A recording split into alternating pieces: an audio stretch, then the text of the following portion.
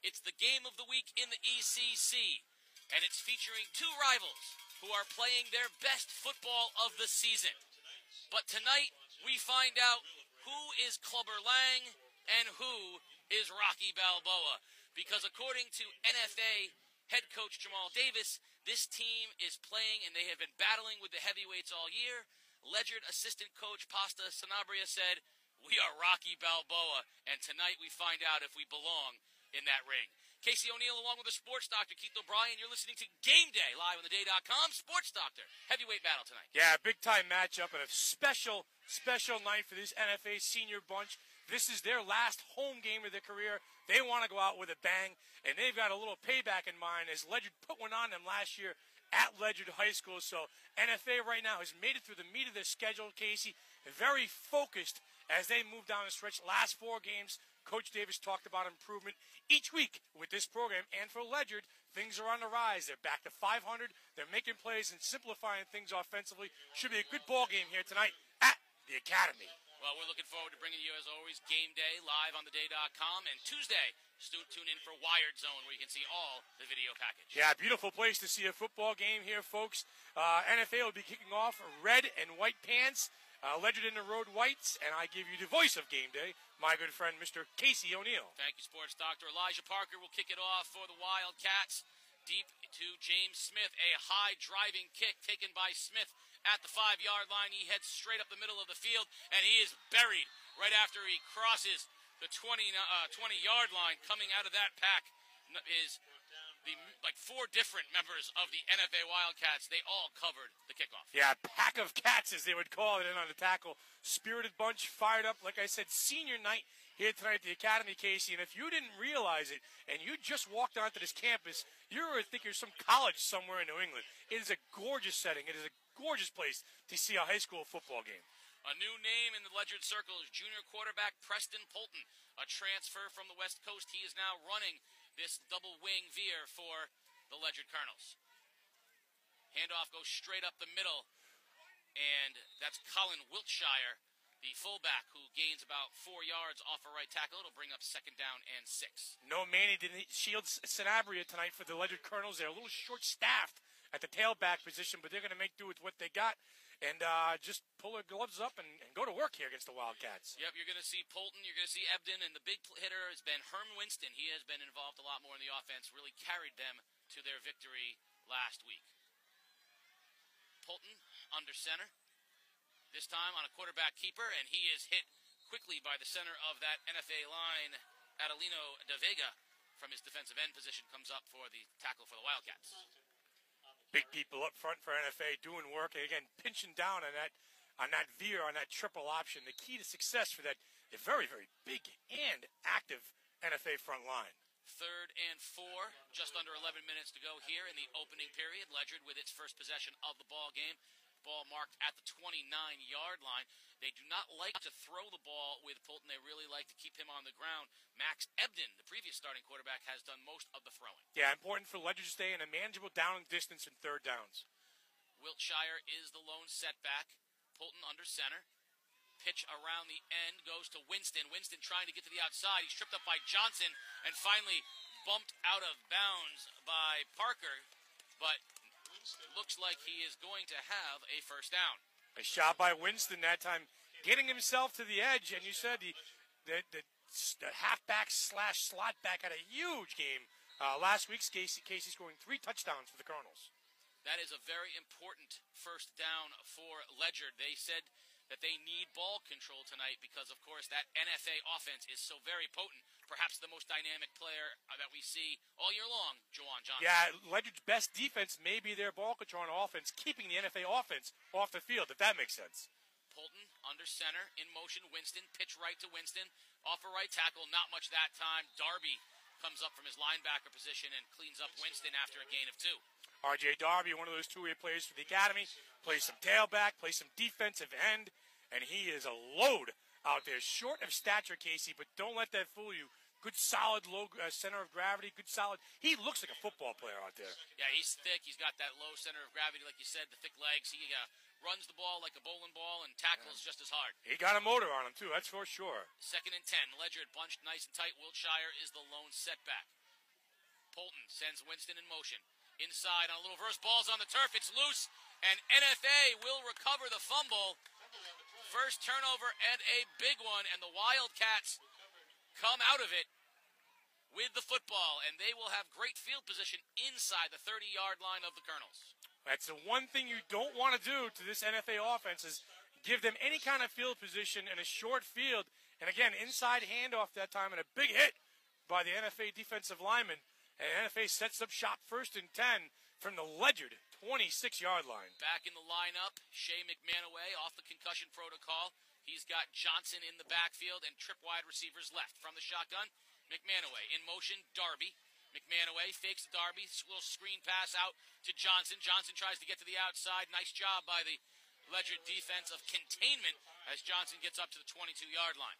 It's almost like a pitch that time. It's not really a pass. It's like a swing run. It's a swing pass, so it's considered a run. And again, what they want Johnson is in open space. He is a home run hitter. He's one of the fastest kids in the States, Casey. And just get him out there with a little bit of green grass in front of him and let that boy run. He goes wide right, guarded by Winston. Two very fast men on the outside. Darby to the left of McManaway. McManaway hands off, keeps it himself, takes it back in, cuts it left, off tackle, gets inside the 20 to the 17-yard line. A nice gain that time. Took it out of the stomach of Darby on the read option, kept it himself. Yeah, that's the maturation process of having a quarterback like Shea McManaway in there. And again, reading the defense that time, tucking himself, picked up 4 yards, will bring up 3rd down and 2, and a coach's delight when it comes to play calling. Twin receivers right, Johnson wide left, and we've got a flag on the play, and we're going to get encroachment, it looks like, against Ledyard, and that will be an automatic 1st down for NFA, and will bring them up closer in the red zone. That'll bring the ball down to the 13-yard line. Free 5 yards. Free is free. The Wildcats will take it. A little undisciplined in the early going for the Ledyard Colonels. Turnover in their first possession, and a penalty. It looks like it's sportsmanlike conduct. 15 yards there? No, only 5 to the 13-yard line. It was just encroachment. In motion, Johnson, jet sweep right. Juwan Johnson cuts it back inside. Broke Ebden's ankles and got inside the 10-yard line to the 7. Gain of 6 on 1st down. He is incredibly elusive. Yeah, he's that good. He's strong, too. You know, Johnson's one of those kids, when he hits the hole, he can either run through it or run by you. Tough kid. And now into the ball game for Johnson. Will slide out wide to the left along with Caleb Parker. They're the twins out to the left, and Darby is the lone setback. He stands to the left of McManaway. McManaway from the shotgun, and a flag on the play before the snap. It'll be a pre-snap foul. It's a bit of a luxury when you can have Juwan Johnson, who leads the team in rushing at 754 yards, then have R.J. Darby with about 550 in the backfield as well. Quite a luxury for Coach Davis, this Wildcats team. Another offsides penalty against Ledyard, and that will result in another 1st down for NFA, and it's going to put the ball on the 3-yard line. Darby is the lone setback. McManaway in the shotgun. McManaway peers over the Ledyard line. Fakes the handoff, now gives it to Darby straight up the middle, and he walks into the end zone. Touchdown, Norwich Free Academy. R.J. Darby untouched into the end zone for the first score of the ball game. 26 yards, a short field off the turnover by the NFA Wildcats, and they cash in, plus 2 penalties on the drive by the Ledyard Colonels, making things just too easy for the Wildcats. R.J. Darby, senior night doing senior work. McManaway will hold for the Elijah Parker extra point. Snap is low but handled, and the kick is up and wide left. It never had a chance. Low snap and a great rush by the Ledyard line, and it's going to be 6-0 NFA, 7:40 remaining here in period number 1. 4 plays on the drive for 26 yards, 10 of them coming via the penalty for the Ledyard Colonels, so easy pickings to open the ball game for the NFA Wildcats, Casey, something that Ledyard can't continue to do if they even want to stay in this game. Yeah, the first drive for Ledyard was promising, got a 1st down, seemed to have an idea of what they wanted to do, and then I don't want to say got too tricky because it's really not a complicated play, but trying to run that little trap inside handoff after double wing, ball on the turf, and then NFA. I mean, they didn't need the 2 penalties, no. But that was just too easy. So Ledyard really needs to hold on to the football here with their second possession of the first quarter. Yeah, this is one of these games where it could get too big for the Colonels if they allow it. Well, a number to be aware of. Against the ECC this year, NFA is 3-0 and have outscored their opponents 116-39, which means wowza, 116-39 against the 3 ECC opponents. They have not really been challenged in their 3 ECC games. Stonington gave them fits last week, and then they kind of poured it on late. Their talent really took over in that ball game, especially once they got into some good weather. Sure. Parker with a high end-over-end kick, going to be taken by Smith at his own 5-yard line, heads straight up the middle of the field. Gets through the initial contact to the 35-yard line.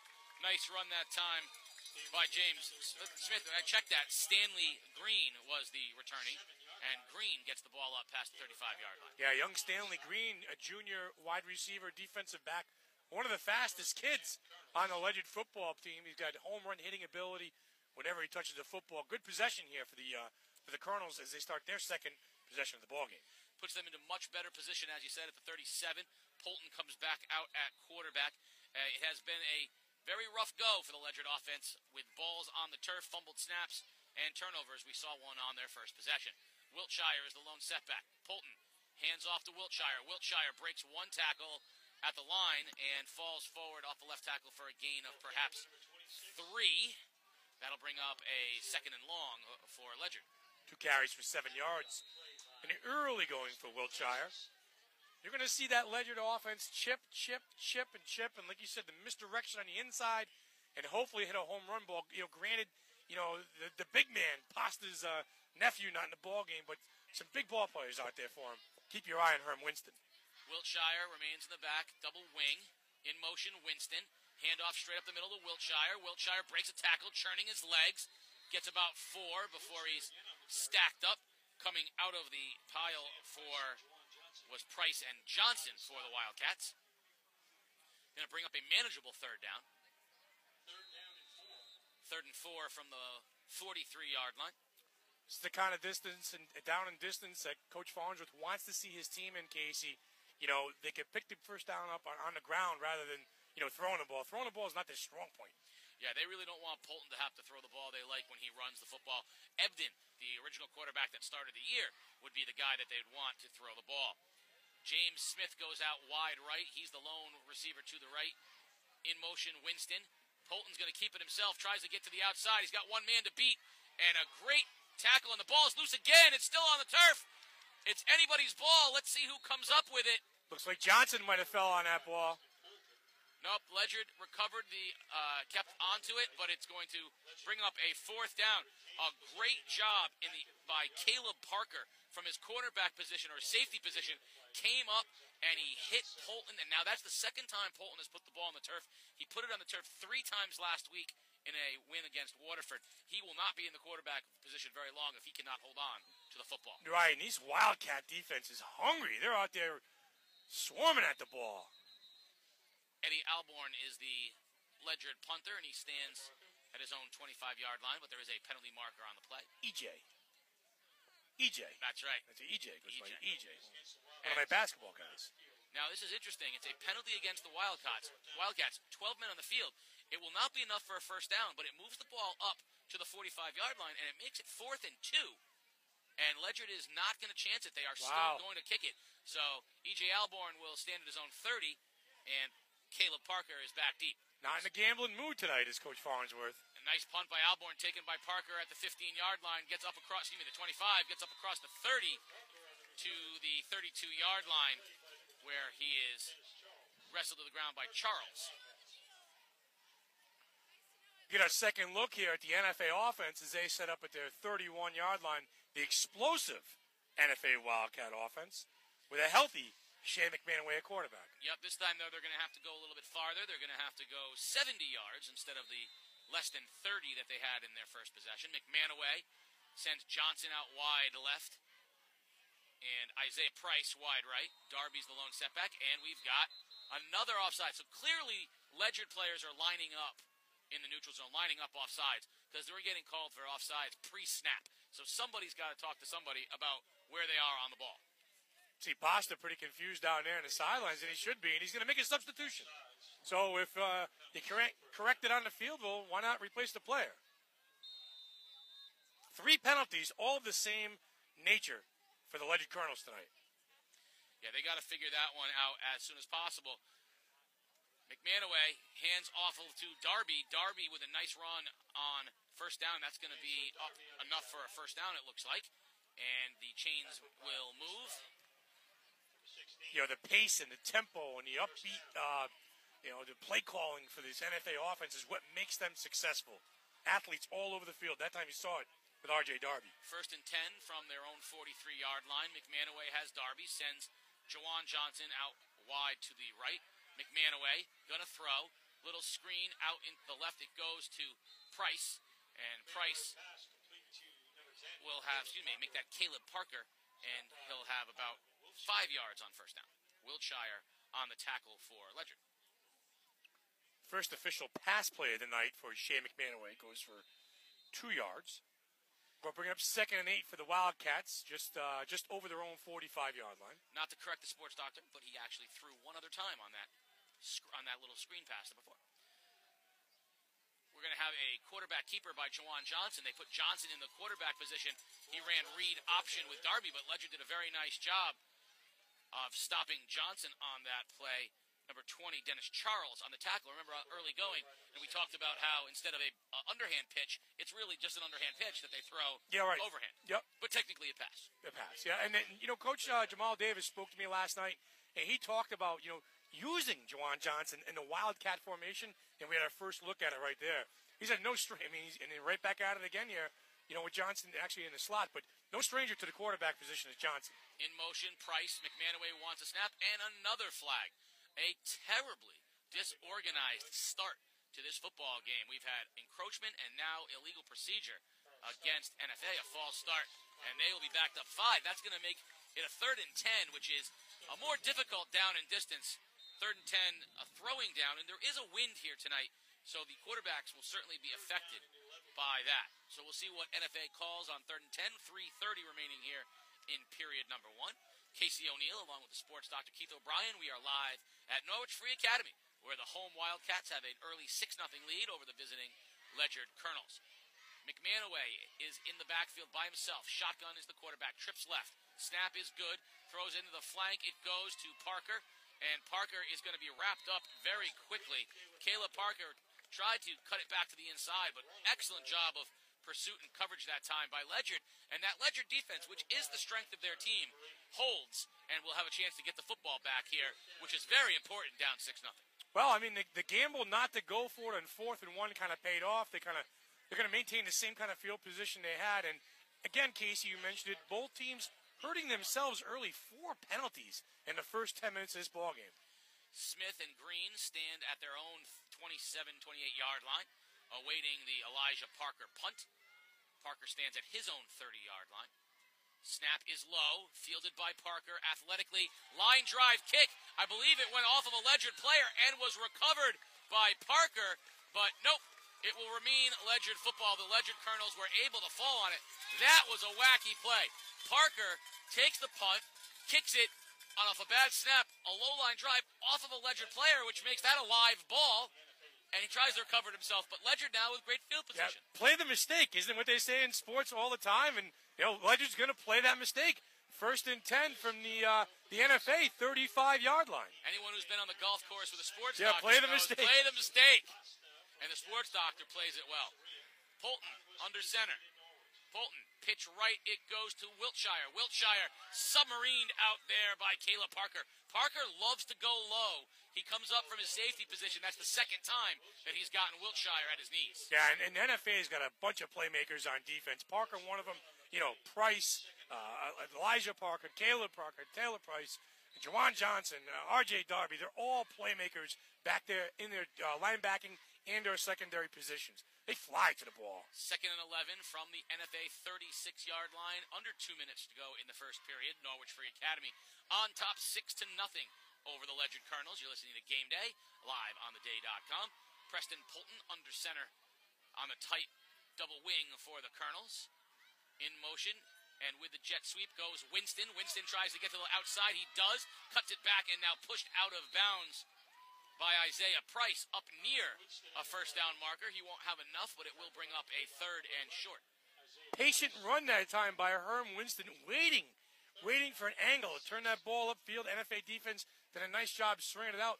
3rd and 6, and right now, Casey, you got to think that this is probably 2-down territory for the Colonels. Yeah, it doesn't make much sense to not do it, so you'll see them run the ball 2 times probably. I'd be curious to see what would happen, though, if they let Polton put it in Wiltshire's stomach, pull it out, and try to hit. Slip it to Ebden, break it down the seam, or Kenny Turner. They got some size. Ledyard does have some size in its tight end positions between Ebden and Turner. I'd be curious to see what would happen if they went in that route. And Kenny Turner, we know, is got a set of hands on him as well. Timeout, Ledyard. While we have a timeout here, you're listening to Game Day live on theday.com. Of course, join us on theday.com for Game Day highlights or on Facebook at Game Day Connecticut Sports. Also social media, Twitter and Instagram. But more importantly, on Tuesday, tune in for Wired Zone, the region's best athletic production highlight package by the great Peter Wappy, and see the highlights of this game with both coaches and mic'd up on the sidelines. You have all that stuff? You have Instagram, Twitter, Facebook? No, Mrs. Voice. You got all that stuff? No, Mrs. Voice of Game Day is the social media director for the Game Day production. She's handling the Instagram and the Twitter. I have Facebook because I'm old. Old people have Facebook. 6-0 early. Plainfield losing to Killingly. We'll keep you up in the scores as the nights progress. Polton under center. Inside handoff goes to Wiltshire, and nothing's there. That's the play that they fumbled on earlier, and they did not have a clean handoff that time. Don't love the play. Brings up 4th and 5. Not sure what that play is designed to do, but it has not had the timing to it yet in its 2 attempts. Yeah, got to try and gamble a little bit. Get that ball on the edge with your speed and with Winston and some of your playmakers. Now, 4th and 5 is a bit of a tricky situation here for the Colonel offense. Challenging situation, I should say. Yeah, they're not built for long distances against this very athletic NFA team. We'll see what they can come up with. Stanley Green goes wide right for the Colonels. Austin Brandt in the slot. Polton's going to throw a little screen pass to Green, and it's covered very, very well by the Wildcats. They will hold and take over possession of the football at their own 35-yard line. Great job by the NFA Wildcats flying to the football. Stanley Green on a little bubble screen had no place to go. Yeah, and again, the athleticism by the NFA secondary, moving in a quick pace to the ball. Good job that time by the Wildcats, recovering after that botched punt, which gave Ledyard great field position. The Wildcats will have the ball at their own 35-yard line. 45 seconds remaining here in the first period. Both of these teams seem to kind of stuck in quicksand a little bit early on in this ball game. Caleb Parker and Juwan Johnson are wide right. McManaway hands the ball off and now keeps it himself. Now, on that play, McManaway ran with Darby forward with the ball in Darby's stomach for 2 yards before he pulled it out himself.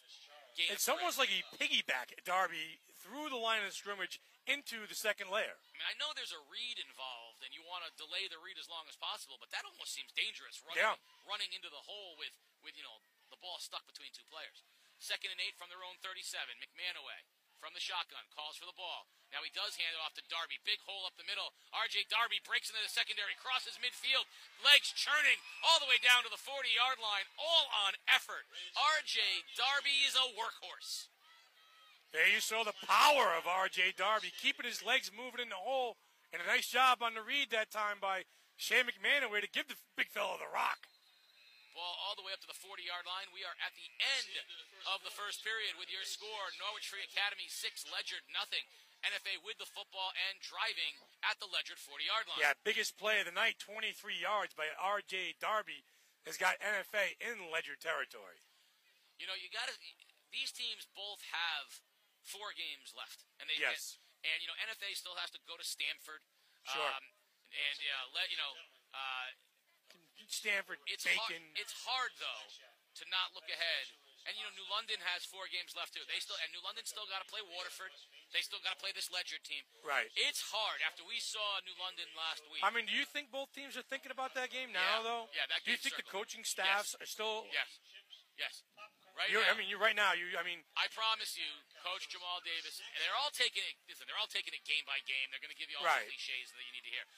You're playing every game, but there's no way That New London's not looking at their schedule and saying, we are better than that team and that team. Right. If we play our best game, we can beat this team. If we play our best game, we'll beat this team. I don't know if you answered that question. If New London plays its best game and NFA plays its best game, I don't know who wins that Off the record, Jamal told me last night, Coach Davis said, 7-2 NFA versus 9-0 New London, wouldn't that be something? Johnson with the handoff, cuts it off left tackle for a gain of 3 on first down. Off the record. Yeah. That's off the record. Well, then not anymore it's not. No, I say, Coach, wouldn't it be something if it was 7-2 NFA versus 9-0 New London on Thanksgiving Day? And he said, Keith, wouldn't that be something? Oh, you let him right into that one. But I think if you ask New London coaches honestly, you play your best game, do you beat Waterford? They say yes. Do you play your best game? Do you beat Ledyard? They say yes. I think NFA, if they played their best game, they beat Stanford. They beat their teams. The question's going to be, if they both play their best game on Thanksgiving Day, who wins? And I think that's an exciting matchup.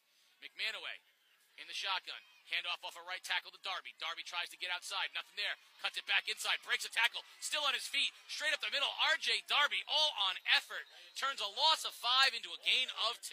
And again, the downfield vision for Darby, keeping his legs moving in the hole. He had nothing to the outside. He bounced it to the inside and got 7 yards, like you said, out of nothing, Casey. Oh, great. Just all effort. Darby, that's twice now. He does not quit on runs. He does not get down easily. That is very, very tough. Tough to tackle, he is. In motion, Johnson. Johnson on the jet sweep to the left, cuts it back inside with great vision. First down, bounces off a tackle, bounces off of another one, puts his head down into Smith, and carries the ball down to the 20-yard line. Oh, and by the way, we've got number 5 as well, the NFA Wildcat running attack. I don't want to flexing a little muscle here. I don't want to get ahead of myself, but don't you want to see Efren Santiago after what we saw last week? Don't you want to see Efren Santiago flying up to meet Juwan Johnson or meet R.J. Darby? I'm looking forward to that game, and we're still 4 weeks away with lots of football to play, but it's an exciting thought. Speed and power by Johnson. Handoff strip the middle of Darby, stutter step, now cuts it to the outside, gets a block, trying to get to the outside around Brandt, and does inside the 10-yard line. He's got vision, he's got speed, he's got power. R.J. Darby, and he's not even their number 1 option. The Thunder-Lightning combination, well, it's just R.J. Darby. That time just, making plays with his feet, downfield vision, Casey. And again, he is built so low to the ground, and his legs are so strong, extremely difficult to tackle. First and goal, ball at the 9-yard line. Johnson in Parker, wide left, McManaway. Hands off again, now keeps it himself, tucks it left. McManaway looking to get outside, puts his head down towards the end zone, and he will be short of the goal line, but a nice run by Shea McManaway will put the ball inside the 5-yard line for the Wildcats. 3 carries for 15 yards unofficially for McManaway, showing that he can make plays with his feet as well. A lot of weapons here for this Wildcat offense. Second and goal from the 2. McManaway has Darby to his right. Handoff goes to Darby. Darby pulls his leg out of a tackle, head down, touchdown. R.J. Darby, not as easy as the first one. Same result, 12-0 Wildcats. 6 carries for 57 yards and 2 touchdowns early going for R.J. Darby. Wow, he is a handful to bring down for a defender. And with 9:20 remaining here in the first half, that is a 12-0 Wildcat lead. And it looks like they're keeping the offense on the field. They are going to go for 2. McManaway will stay in the shotgun with Johnson now as his tailback. 7 plays, 65-yard drive for the Wildcats. McManaway, high snap, hands off to Johnson. Johnson stutter steps again, puts his head down, reaches for the goal line, and just short, doesn't get there. So a second failed PAT. And the lead is 12-0 for the Wildcats with 9:20 remaining here in the first half. Thus far, Casey, in this ballgame, 3 players have carried the ball for the Wildcats. It's either Darby, it's either Johnson, or Shane McManaway. 3-headed attack on the ground for this Wildcat offense. It's not complicated, but it's not easy to defend. No, and it's one of the things that Coach Davis talked about, too. At the beginning of the year, they lost the Brown and Brown boys in the offseason, the graduation. The offensive line was a big question mark, and they've improved every game thus far this season. Coach Davis talked about them last night. Loves the improvement of his offensive line. He says, you know what? We're finally starting to get it. Well, they are certainly playing better football than they have at any time during the season. that win over Staples really huge. It convinced them they could play on that stage, and they have not let up playing against the ECC teams. That's the key. So often you see teams play on the big stage and then come out flat against their rivals. They have not done that against the ECC. Well, he talked about it, too. Coach Davis said, that win over Staples, and you're right. He said, we finally got back into our league where we knew some of our teams a little bit. And, seasons could have went one way or the other. And lose that game to Staples, you never know. But they fought hard and they won. Listen, they played the number 5, the number 1, and at the time, the number 17 in the state in the first 4 weeks.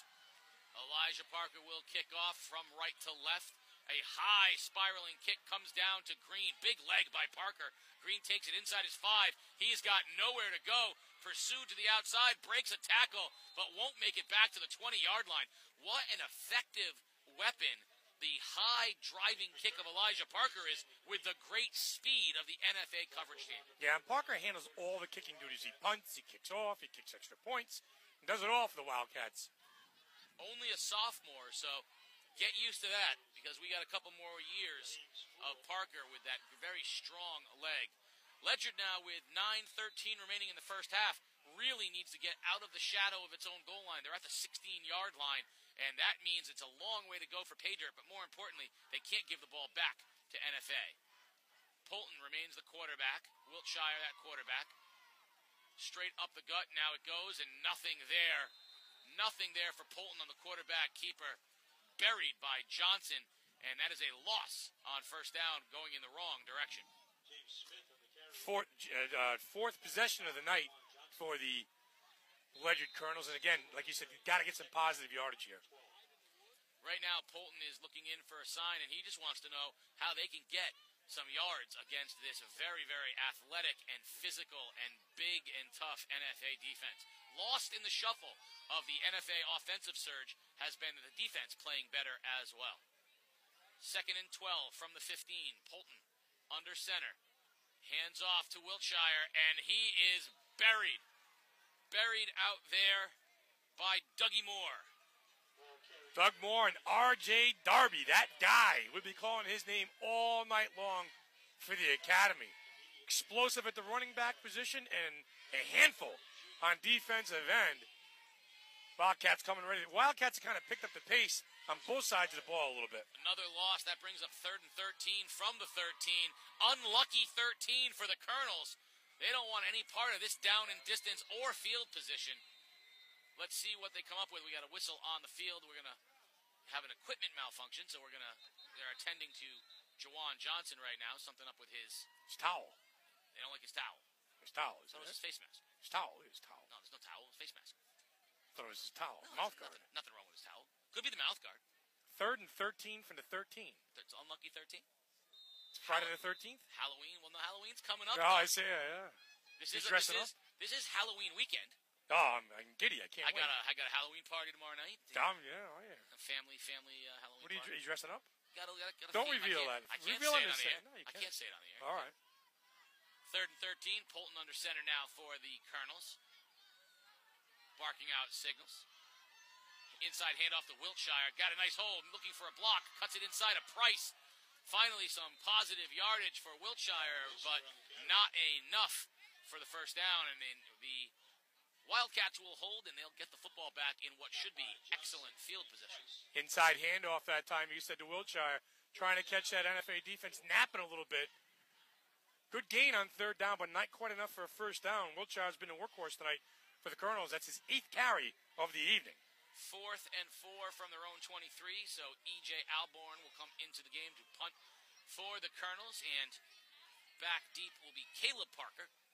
And the punt is shanked with a heavy rush out of bounds, a disastrous kick.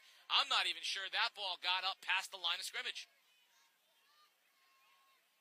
Alborn was heavily pressured and hooked the punt out of bounds, and it will be out the 30-yard line of Ledyard. A terrible, terrible result for the Colonels. A hook and a shank, and I feel like I'm at the golf course today, Casey. That looks like one of my tees. That actually looks like your tee shot on 16 at Norwich. We played up the road here a few times in Norwich, haven't we? And Beautiful. I've seen some tee shots off of the sports dock that went just like that. Hit hard. Definitely, but left. 1st and 10 Wildcats. Darby in the backfield to the right of the shotgunned McManaway. Now in motion, shuffling is Juwan Johnson. McManaway wants him to go to the other side of the field.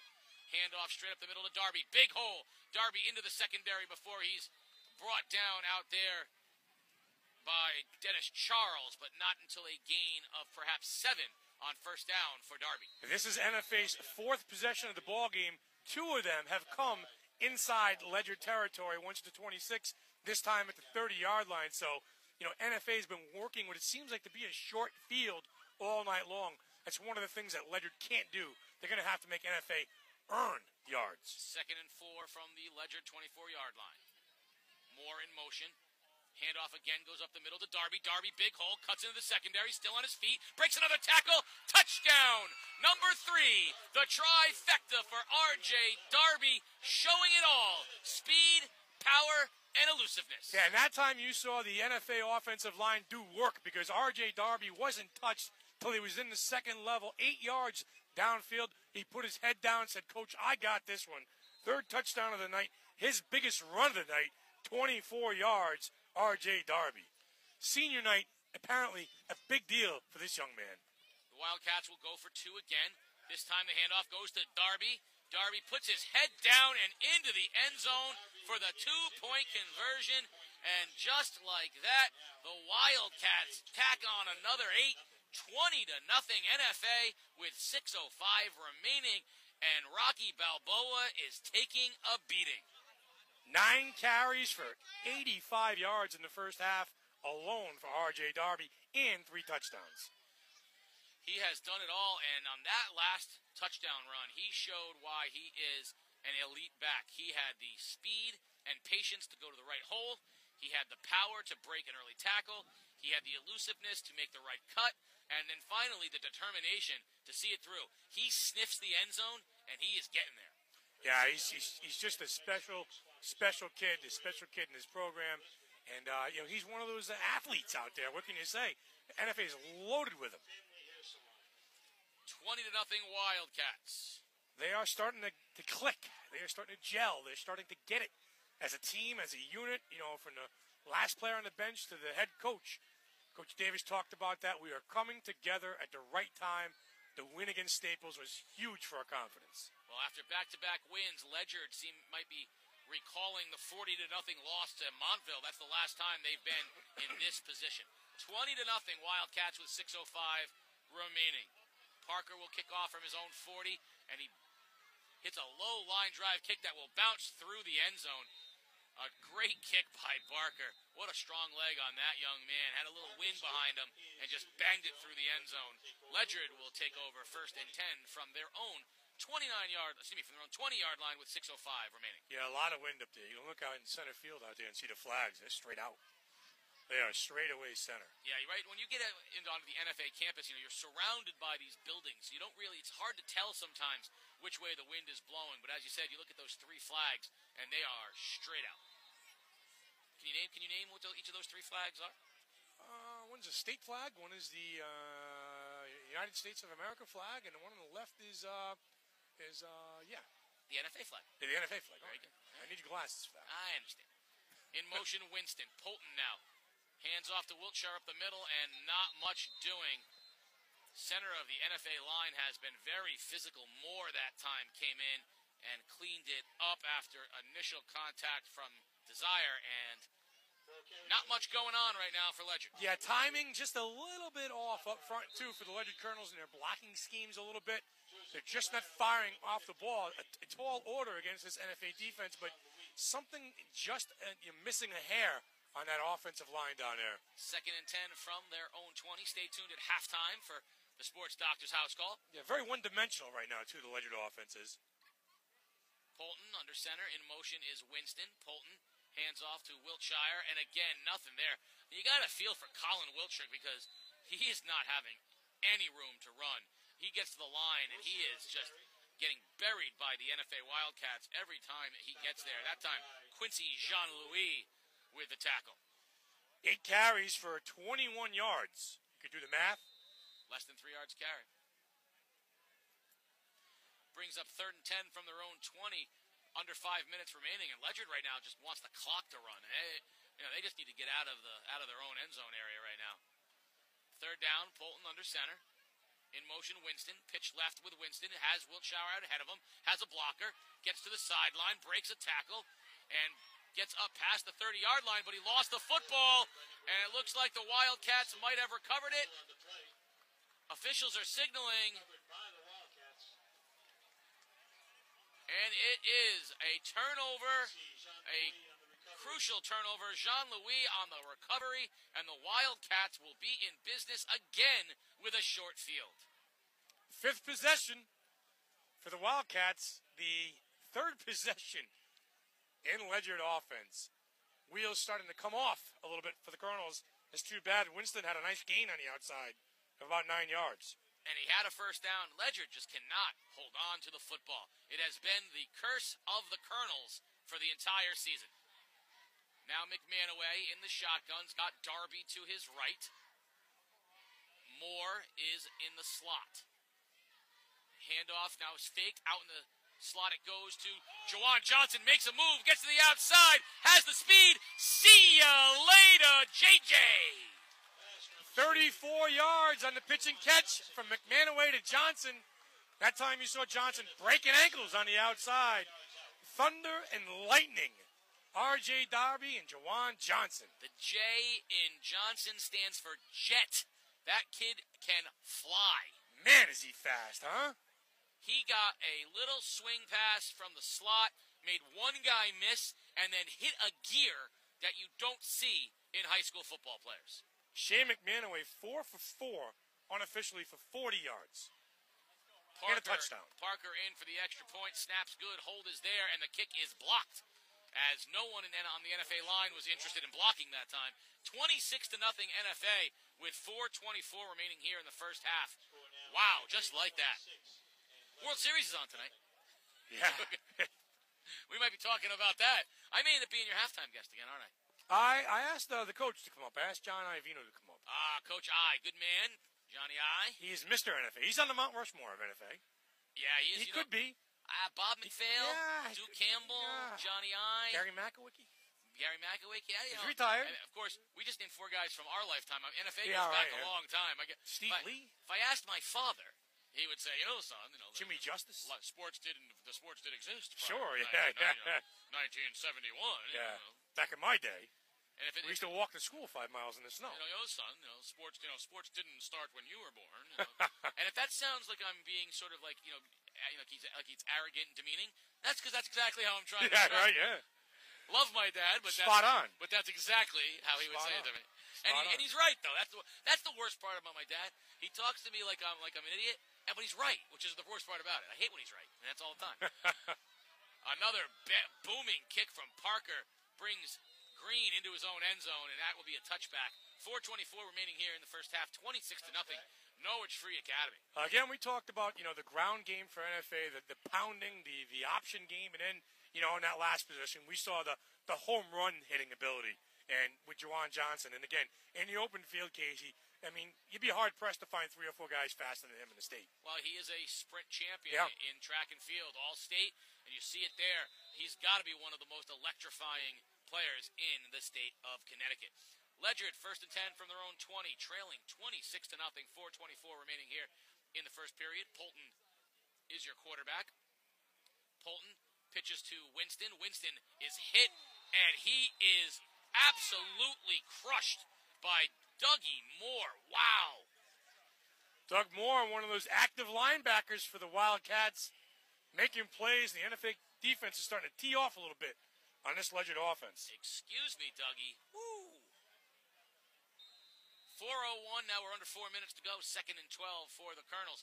And right now the Colonels are this is what we saw earlier in the season. They're just stuck in neutral on offense, and their defense, as good as it is, cannot play with this NFA offense. 2nd and 12, ball at the 18-yard line.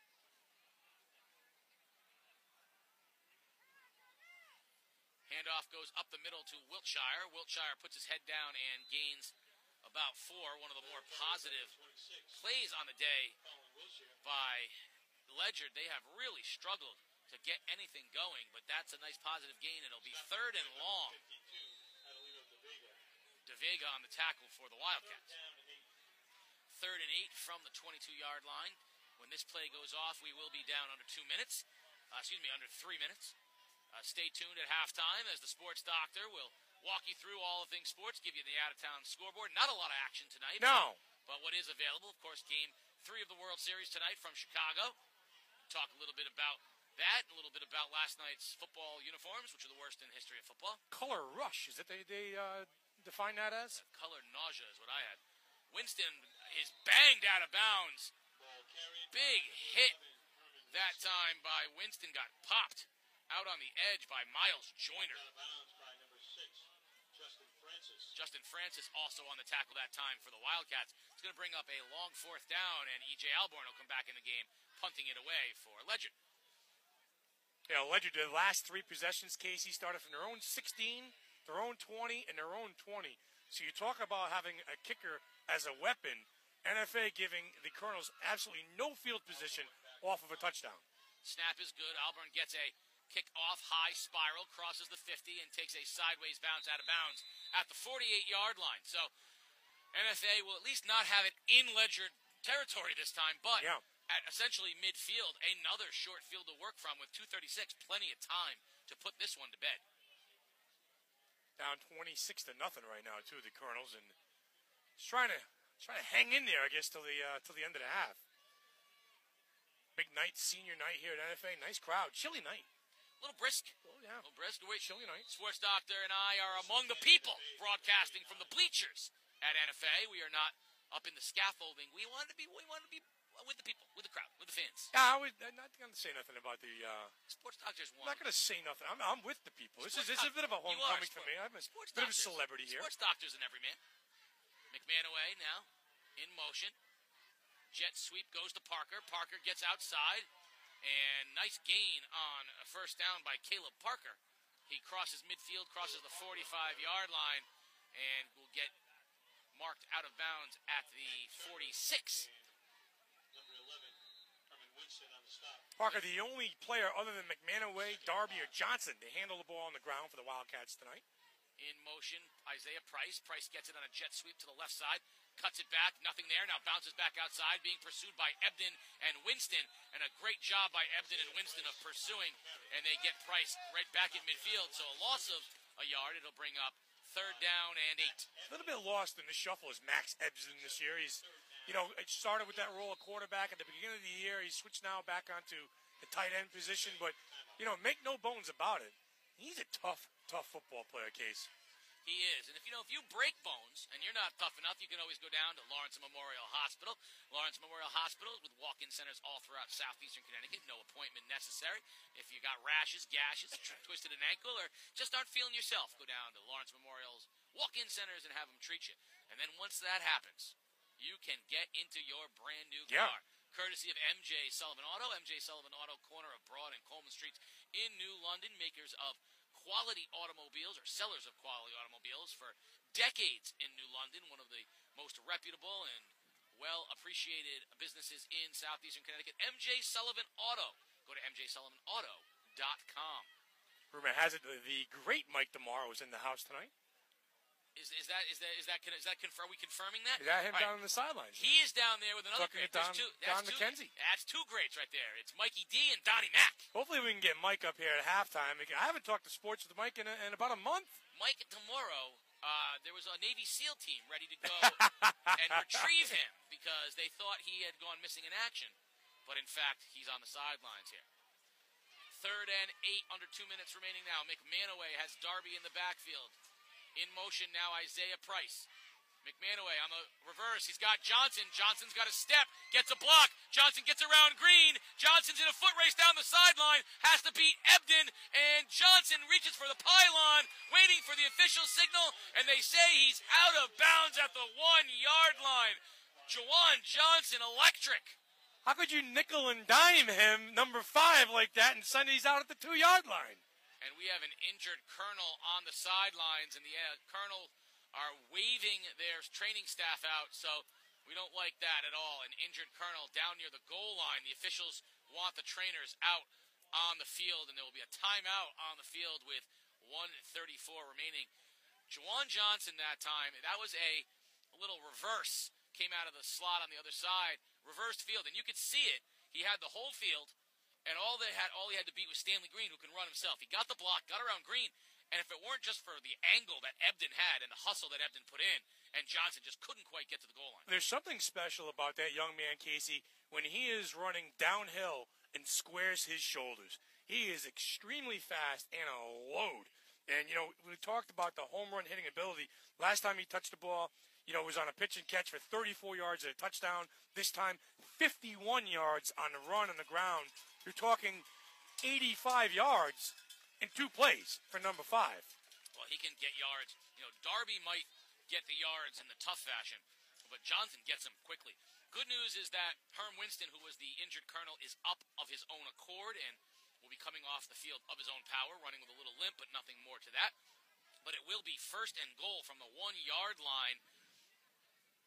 Well, you see sometimes the power on the inside for NFA, then you see the speed on the outside. Good play calling, good tempo, good rhythm, good execution thus far for the Wildcats. Darby's the lone setback.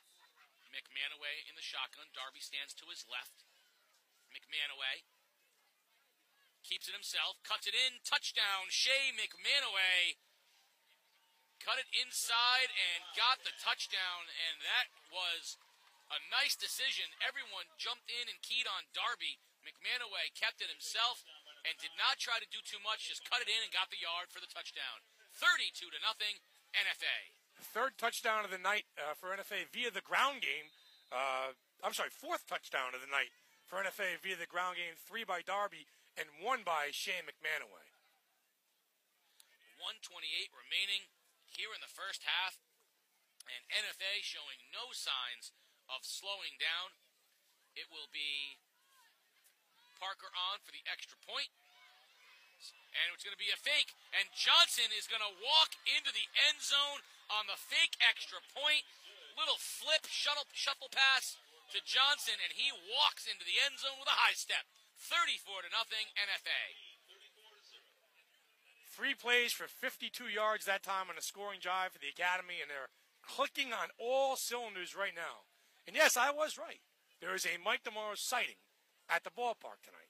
Well, as he makes his way up to the booth, he comes up, a smile on his face. He is a man of the people as well. We're going to have to find out what they fed him when he was in captivity. Yeah. We haven't seen him in so long. Yeah. He can come up that way. He's coming up to Boston. He went to Boston College, Syracuse last weekend. I'll ask him about that. Someone had to. I'll ask him about that. Well, someone had to go to that. 1:28 remaining here in the first half. 34-0. NFA on top over the overmatched and overwhelmed Ledyard Colonels. We will have time for one more Ledyard possession, it seems like. And there he is. The distinguished columnist of the New London Day, the Day of Southeastern Connecticut. You see the credentials he has on. Did you see the credentials? I want to know if the Navy SEAL team that went and rescued him, since he's been missing in action for the last. I want to know more about that. How come you're the only guy in the crew without credentials? Because I don't need them. My credentials is my face. My face is my credentials. Ball is fumbled at the goal line by Green, picks it up, and he will barely make it out past the 10-yard line. And Ledyard has just continued to have terrible field position. They have not started any of their last 4 possessions past the 20-yard line. The 16, the 20, the 20, and now the 13-yard line. Last 3 times field position for the Colonels. Well, they are sledding uphill, as we would say in the business. Ledyard's going to try to run 3 plays and get out of here. The question's going to be whether Jamal Davis wants to call a timeout and make him punt the football. I would think after the fake extra point, the 2-point conversion, I would say no. I think that was the that's a gentleman's that was the little jab to the ribs. Oh gosh, yeah, right. Well, we'll find out. 1:23 remaining here in the first half. All NFA all the time. 34-0 over the Ledyard Colonels. Polton is the quarterback under center for the Colonels. Polton hands off straight up the middle to Wiltshire, and Wiltshire has had less than 0 running room. Darby comes up that time and hits him at the line of scrimmage. And as the clock ticks down towards a minute, it will be 2nd and 10. No gain that time for Wiltshire. 9 carries, 21 yards for Wiltshire. Tough sledding up the middle of that offensive line for the Ledyard Colonels. And again, very, very one-dimensional at this point is the Colonel offense. Colonel's just looking to get to halftime to lick some wounds and figure out how they're going to approach the second half of this thing. 2nd and 10 from the 13-yard line. Only 8 plays in their last 4 possessions. Stanley Green and Austin Brandt go wide left for the Colonels. Polton under center. Polton straight drop, going to throw, looking to throw a screen pass to Brandt and overthrows Brandt at the 10-yard line, and that will stop the clock with 27 seconds remaining. Ledyard has really not had any sort of forward passing game. The few passes they have thrown have been screen passes, and it's a shame because with Kenny Turner and Max Ebden, they do have some size. And Green, a little speed on the outside, on the edge. Just a terrible matchup with NFA, who can match them with both size and speed. 3rd and 10 from the 13-yard line for the Colonels. You're listening to Game Day, live on theday.com. Casey O'Neill along with the sports doctor Keith O'Brien. Stay tuned for the sports doctor's house call here in a few seconds. Oh, a lot to get to. Well, I haven't talked to Mike in sports in about a month. Handoff straight up the middle to Wiltshire, and Wiltshire with some tough running carries Darby for a couple of yards, and that should get the clock wound down to the end of the first half. We're down now to 13 seconds. The officials are winding the clock, and the Colonels will be content letting that run out to halftime. So, as the clock strikes 0, the NFA seniors waving their hands to the crowd on senior night. Your score at halftime here at NFA, the home Wildcats, 34. The visiting Ledyard Colonels, nothing. Stay tuned for the halftime show where the sports doctor Keith O'Brien will talk to his guest, Mike DeMoro, of the Day of Southeastern Connecticut. Let me slide my Avengers blanket over to the left and give my headphones over to Mike DeMoro. Thank you, Casey. It's a halftime house call with the sports doctor, Keith O'Brien. It's Game Day and theday.com. We're here at the Academy, at Norwich Free Academy. NFA clicking on all cylinders at the right time of the year, 34-0 at halftime here as the band comes out on the field. We've got a couple of good halftime guests. My first guest, it's been a while. That's a song, but I haven't talked with sports with my good buddy Mike DeMoro in about a month or so. How you doing, Mike? I was better until I got here. All right, well, it's cold. Oh, this is brutal. It's cold. No, and Ledyard's a little shorthanded out there. Nothing to do with the weather, yeah. Ledyard, Mike, we were here, I guess, about 3 or 4 weeks ago, and we saw NFA take down then number 7 Staples. And, was that the game that you think that kind of propelled Norwich Free Academy in the last 5 or 6 games down the stretch of the season? No doubt, Keith. I actually think they're the best team in the league right now. Well, I mean, there's some people down the road in London that would argue that. Yeah, they would, but I've seen. And they will. They will in about a month. I've seen them both, and I think NFA is way better up front on both sides of the ball. Well, that's the thing that I talked to Coach Davis last night, and one of his big concerns coming into the season, that he lost Brown and Brown to graduation and the big offensive line. Right. And the one thing he did say is that we're getting better. We're getting better up front, week in and week out. They got buried against Xavier, obviously buried against Darien, number 7 and number 1 team in the state at the time.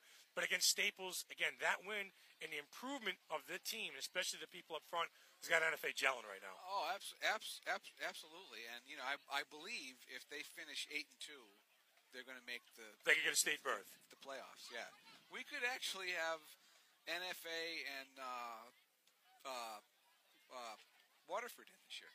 Yeah, I mean, Waterford's got an outside shot. Could actually go at 7-3 in the Class M, the way that whole thing shapes. I mean, obviously New London is going to put themselves. Oh, and I'm sorry, and 3 teams in the area. Yeah, which in a down year is not that bad. Yeah, not too bad at all. Mike, what do you see out of Juwan Johnson when he touches the ball down in the field? I'd rather see him touch it more. Right. I mean, you can't tackle him. Yeah, he's very fast. Yeah, I mean, I think. You see him run by kids in this league. That's one thing. Right. When you see him run past Staples, kids from he had some big plays. Yeah. And I think he took those guys by surprise that day. Now you've got NFA obviously this game against Ledyard tonight. They've got Stanford. They've got Bacon. Yeah. And then they've got their matchup with New London. Juan Rome on the other hand are on a bye week. They play Cross. It'll be easy. Then who's their other opponent? Waterford. And then they have NFA. Yeah. How tough is it? The coaches and the players look ahead a little bit, or do they stay in week to week? Well, coaches never look ahead. The players, you never know. Right. You know, with them, I mean, you remember, Keith, when we were 17, we were thinking about other things. Oh, sure. Football. Yeah, absolutely. Yeah. Now that we're 48, yeah, we're still thinking of other things than besides football. Right. We'll stay on the football track with Mike tomorrow real quick. Mike, you had the pleasure of going up to Boston College last weekend. You knew I was going to bring this up. You knew I was going to talk about this. I don't know what was worse, being at BC last weekend or being up at Rensselaer Field for the UConn game against Central Florida. You know, Keith, I sat there in the rain watching BC lose, thinking, how did this get so bad? Right. How did this get so bad? Mike, if you could parallel both football programs, we both know college football in the Northeast is dead. We both would agree with that? Yes. So now, if you could parallel both programs, which program is ahead of the other?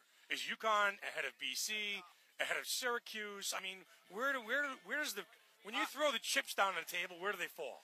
I think BC is ahead of UConn, but by not nearly enough of a margin.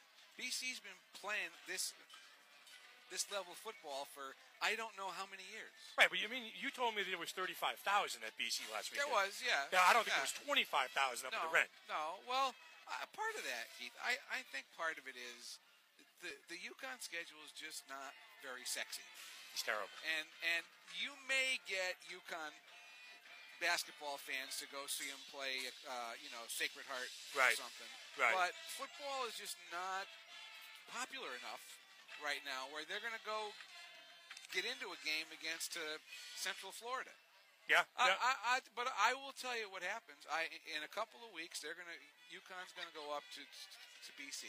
Right. There'll be a million UConn fans Sure. there, and it'll look like they have this unbelievable fan base. Except Which that they don't. When you go to their home games, like, where the hell is everybody? And we'll get a few more questions in with the day columnist, award-winning columnist Mike tomorrow before I bring in the coach. And one of the guys on the Mount Rushmore here at NFA, Mr. John Iavino. Absolutely. We'll bring him in a few minutes. Mike, let's shift gears. We'll talk a little NFL. Right now, painfully to say, you got to think the Patriots are probably the best team. Cowboys are coming off the bye week. Tony Romo is getting healthy. This is off the record. I texted Dave Campo last week. He said Romo probably won't get his job back. Nor should he. Okay. I don't think. The kid's playing great. You know, my two favorite teams, the Patriots and the Cowboys. Perfect. But no,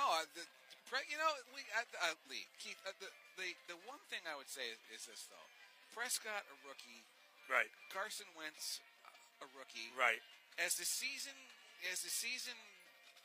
gets a little bit older. Week 11, there's 12. film out, there's more film gets out there. They'll get wise to these guys. The games get bigger. I'm not sold on either. I think down the road they're going to be fine. Right. Who is it a bigger game for on Sunday night? Is it a bigger game for Dallas or Philly? I think Dallas, because you can start to put some room between you and them now. And the rest of the division. Oh, absolutely. Yeah, and the Giants are kind of lurking right there. Lurking.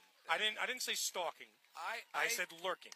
I'm starting to think that the Giant defense is decent, and right. that if they can figure out a way to score, which I don't know why they can't, they'll be heard from.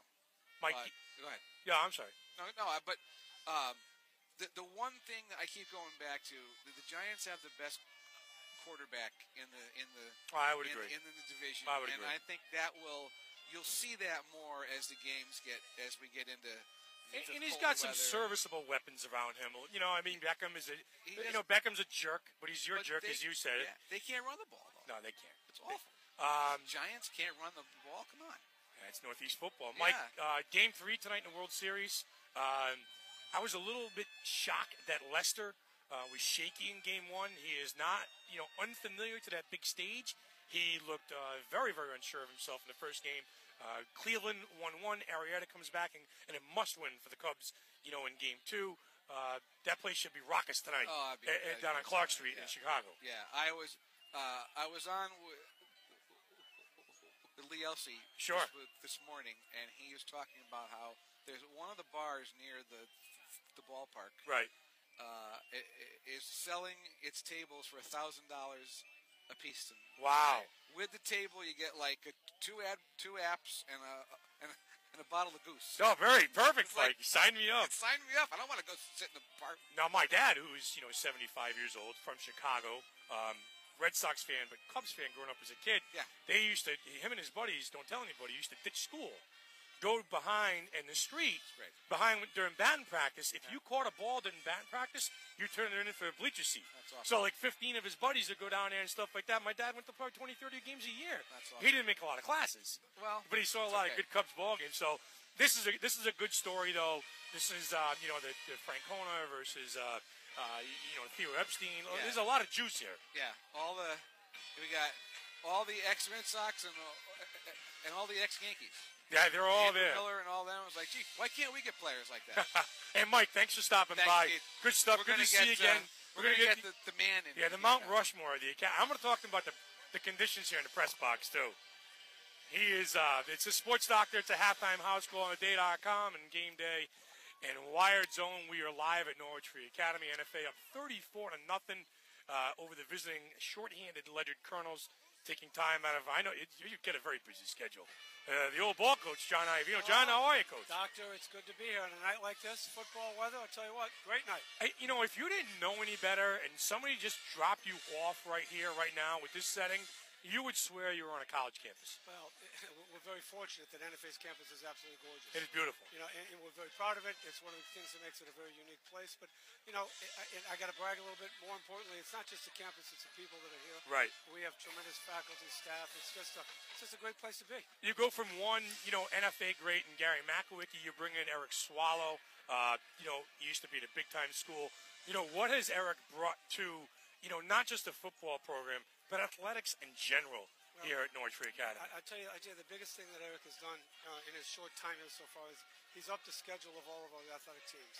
He recognizes the importance. If we want to be in state championship games and in state tournaments finals, we need to play the big schools.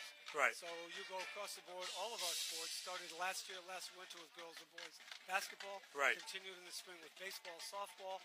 Continued this year with soccer.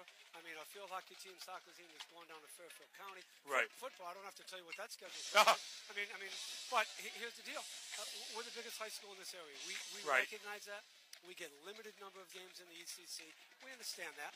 So the deal is this: we get limited games, and we got to go get games against the big schools where we belong. How have the student athletes received that challenge? How have they taken it upon? And instead of making a trip up 395 and playing Griswold, well, you're going to go play the number one team in the state tonight. Well, I'll tell you what. I'll tell you that one of the best examples was last spring in the ECC baseball tournament. We had a so-so season in baseball. Right. However, we played Bristol Eastern. We played schools. We went down and played Darien. Right. Okay, so we went all over the state and played. And that 1 week of baseball in the ECC tournament, we were phenomenal. Yeah, you beat Watford that year, last year, didn't you? Beat them all. Beat them all. You won the chip last year. Yeah. And you talk to Luke Gabordi, our coach, a tremendous baseball staff, and he knows. He said, "Look, we've already played those. Well, we've already played guys. Right. So when it came to the ECC tournament, let's just go play baseball." And football, now you look at what we've done this year. It started out with Xavier. The number 5 team in the state at the time. We weren't ready for them. Sure. I'm going to tell you that right now. We had Right. great preseason. We went down to Camp Niantic, but Right. we weren't ready for that tempo of the game. Not right out of the chute. Right. I was there. It was, oh boy. Then we went and played Darien, and at that time it didn't matter if we'd never be ready for that. How good is that? How good is that team? Well, I'll tell you what. How good is that team? They've got every weapon you can think of. Okay, and Yeah. they are at a different level. Right. Darien, New Canaan, those guys are at a different level, to be honest with you. Right. So we went down and said, holy cow. Came back, played Fitch, did okay, and came Staples. So that was the big test. 17, ranked number 7 when They you were guys played 7, them. Yeah. so how are we going to react to that? But you know what? The kids reacted. They responded to that. They get it. Yeah. And I've been here long enough to know there was a day when that's all we played with the big boys. Right. So we understand that, and we love being in the ECC. It's a terrific conference, but we also know we got to reach out. We've got to play bigger schools if we want to be in the tournaments. Yeah, and rightfully so. I talked to Chris Giusti down at Minter College a few weeks ago, and I asked him, I said, how's your basketball schedule? And he says, a lot like the football schedule is this year. And, Bill plays everybody, too. Coach Scarlata plays everybody. And I tell people this, I've said this forever and ever and ever and ever. Other sports besides football, you got to win 8 out of 20 games to get in the tournament. Right. Okay. So if I'm an average small to a medium school, go play anybody you want to. play the big boys, get the experience. You're going to be, Right. you might be 12-8 instead of 16-4. You might be 10, whatever. But when you get to a tournament, you're ready for it. Football, we know it's a different breed because you lose 3, you might not get in there. I understand that. And that's been the angst and the agita around Eastern Connecticut for the last 10 damn years. You know that's what He takes a big black eye. But hopefully with some of the scheduling now, it won't. And, this is going to be a very, very good basketball year this year, in the league as well. I think this is going to be one of the best years that we've seen in Southeastern Connecticut in a long time. You've got NFA, you've got Ledyard, you've got New London, you've got Waterford. East Lyme is going to be improved. So this year for basketball, it's going to be really good. Coach, in the last few minutes while I got you here, it's got to be real special. You're a baseball lifer. It's got to be real special to sit back and see the World Series now and thinking there's a player from Southeastern Connecticut, and Rajay Davis playing in it. I'm sure you've coached against him in the past. You know the young man very well. But, the crop of players that has come out of NFA, New London, Waterford, East Lyme, that have gone on and had success, on the major league level is crazy. I tell, and I'm from Danbury originally, Fairfield County. Sure. I grew up playing in the FCAC, football, baseball, basketball, right. This and that. And I tell people all the time, the best baseball in the state of Connecticut is in Eastern Connecticut. Now, this is my 40th year here at NFA. So back in the day when I started, you had Bob. 40 years at NFA. Okay. I was 12 when I started. All right. Back in the day when I started, you had Bob Schaefer, you had Jerry Russo, you had Gil Vargas. Oh, yeah. Okay. Legendary. I'm talking legendary coaches in this Eastern Connecticut. Nowhere in the state of Connecticut do you get that. And that's where it all starts. You get quality coaches and people like that teaching the game of baseball. That's what it's all about. So, when we have Rajay Davis, and we have Matt Harvey, we have Eric Campbell. So Eric Campbell was in the World Series last year. We have all these guys, and people say, wow. I said, whoa, slow down. This has been going on for years. Baseball players in Eastern Connecticut have been coming out of here for Lee Elsey back in the day, Tanucci, you go down the Johnny list. Mack, Go down the list. Yeah. And compare that to other conferences in the state. By far, this is the baseball part of it. Yeah, it's great stuff. It's fun. It's a lot of fun. Game 3 tonight. Oh, man, I tell you, can I tell you the disappointing thing? My TV's Devo or tape or whatever you call it. Yeah, Devo now. Whatever. VHS. I don't know what it is, but here's the deal. I am dying to watch the opening ceremony in Wrigley Field. Are you kidding me? Yeah. Are you kidding Place will be nuts, It'll be crazy. And that's the great thing. I mean, people say, who do you want in the series? I said, I'd like to see the Cubs because that's history. Indians are history. Either way, it's a win-win. And, people say, well, they're not happy it's not a big market team. I said, stop. That's what I said. Stop is right. You've got more interest in, if you know the game of baseball in this series than I can ever remember. And you've got storylines here. You've got Terry Francona on one side going against Theo Epstein, who took the job at 28 years old back in 2002 with the Red Sox, brought Francona in 2004 after the Grady Little meltdown. But there's a lot of history there, too. It's just the storylines are absolutely phenomenal. You look at both the staffs too. I mean, both teams making the moves down the stretch. The Indians got Andrew Miller. The Cubs got Chapman from the Yankees. So you talk about. I'm a Yankee guy. We gave up those two guys. I loved it. And to be honest, I thought it was great moves because we picked up a whole bunch of players. We were going Yankees. We're going nowhere. And now these two guys, Miller. Are you kidding? I saw Miller, Andrew, when he was at Carolina when Andrew Kerrigan was there. He was the dominant pitcher in college baseball. Yeah. Phenomenal. He comes in the middle innings. I'd love to coach and say, you got to throw 6 innings, my buddy. That's a little league game. You're out. Yeah. In comes Miller for 2. In comes the closer. Let's go have a cigar. We're out of here. That's tremendous. My God. How is your buddy Duke Campbell doing, by the way? My buddy Duke Campbell's loving life. He's another guy. He's close to the Mount Rushmore here at NFA. Absolutely. He's got 2 grandchildren now. Eric Campbell had a baby girl this year. Wow. His son Kyle has a little son, so he is loving life. Exactly what he should be doing. I'll tell you right now. All right, so we're in good shape here at the Academy. You guys are doing a heck of a job. I would take a shot at the press box, say we need something enclosed. But you told me check payable to. We're in the process. This is one of the marquee places, not only in Southeastern Connecticut, but in the state to watch a ball game. And you've got a special ceremony going right now. We've got a man, Brian Lawson, our PA announcer, is doing his 100th football game. Wow. Pretty awesome stuff. Yeah, good stuff. Great guy. Coach, thanks for having us tonight. Man. We'll see you soon. Appreciate you guys doing these ball games all over the place. Well, we're going to see you in a few weeks down in New London when you guys come down and take on the Whalers. We listen to you. We love it. Thanks. All right, thanks a lot, Coach. There is a legend. He mentioned Gil Vargas. Casey, you know Gil Vargas. He's my mentor. I mean, I coached with Gil Vargas. I played for Gil Vargas. I'm one of the only people that won a state championship under him as a player and coached with him to another state championship as well. I played golf with Gil Vargas for 10 years. He is one of the witnesses to my hole-in-one at Tallwood. Gil is one of the dearest people in my life. So I believe I played baseball in the golden age of ECC baseball with Ed Harvey at Fish, Sure. Jerry Russo at Waterford, John Iovino at Norwich, Gil Vargas at New London. Exceptionally good. It's funny because when last week we were at New London High School, and you walk around New London and you see the guys who have been there, 30, 40 years. You see some of them, Cassie Fletcher, was that who we ran into? Fletcher, sure. You see Tommy Majors. These guys are lifers.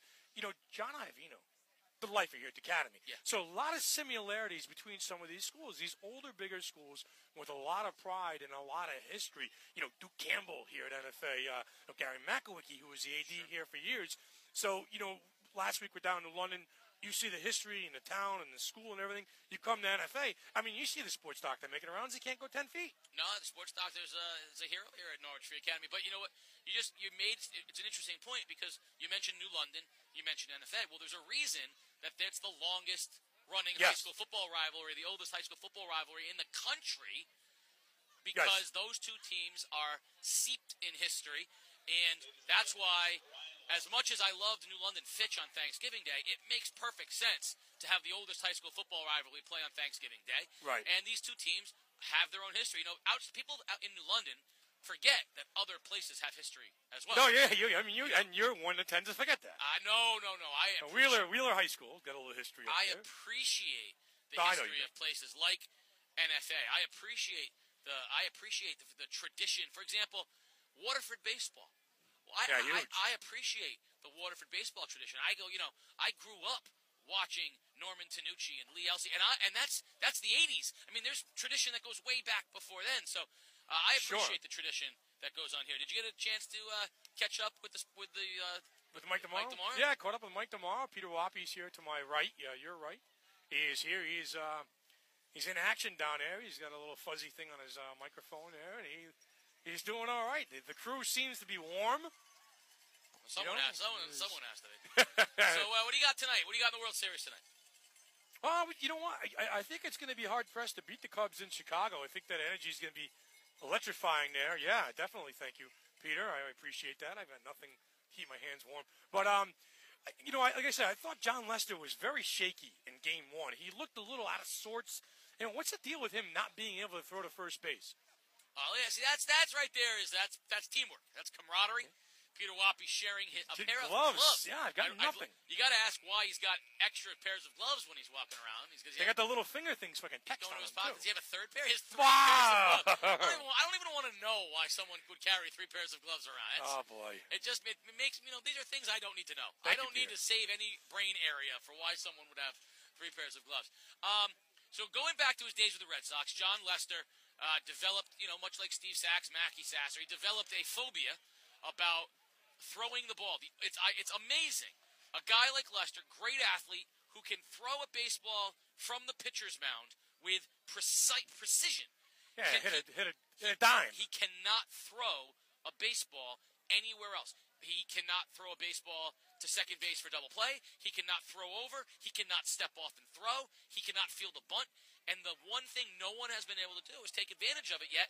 They still haven't figured out how you're supposed to run against the So he gets throw. the first 2 outs with ease in that ball game. A runner gets on first, and then the wheels came off. Because he can't throw over. It's terrible. I know. But he looked out of sorts. Yeah, well, he's got to keep guys off base, or he's got to minimize his damage. The great Matt Pompriant in the house tonight. Matt Pompriant, a former St. Bernard great, but a Norwich resident. His kid going to be a demon on the mound. Kid can absolutely throw. Matt Pompriant. Sure. Matt Pompriant, who threw in the low 90s, was one of the first guys I ever faced that actually threw 90 miles an hour. I'd like to lie and say that I doubled in the gap against him, but the reality is soft single to right field and a couple punch-outs. It's a chilly night here tonight. I'm not going to lie to you folks at home. We are outside. We are broadcasting outside. With the people. It's windy. It's chilly. It's almost November in southeastern Connecticut, and it feels it. So last week, we talked a little bit about Alabama. And I told Alabama, Texas A&M, or Mississippi State. Who they play? Texas A&M. Texas A&M. And I told you Alabama was going to absolutely bludgeoned them. That game should have been 40-0. That game was a push, according to the It was Vegas 19-point push. I How did good get are they? I did get your text that night. Unbelievable. I know you right? had the little holiday pumpkin carving thing going on, or pumpkin decorating thing going on. We did have the pumpkin. And my phone bleeped at about 9:15 or 9 o'clock that night, and said it was a push. I went, me and Mrs. Voice of Game Day and the Junior Voice of Game Day, we went to Sleepy Hollow. Sleepy Hollow, New York is only about a 2-hour drive, and the entire town is right next to Terrytown.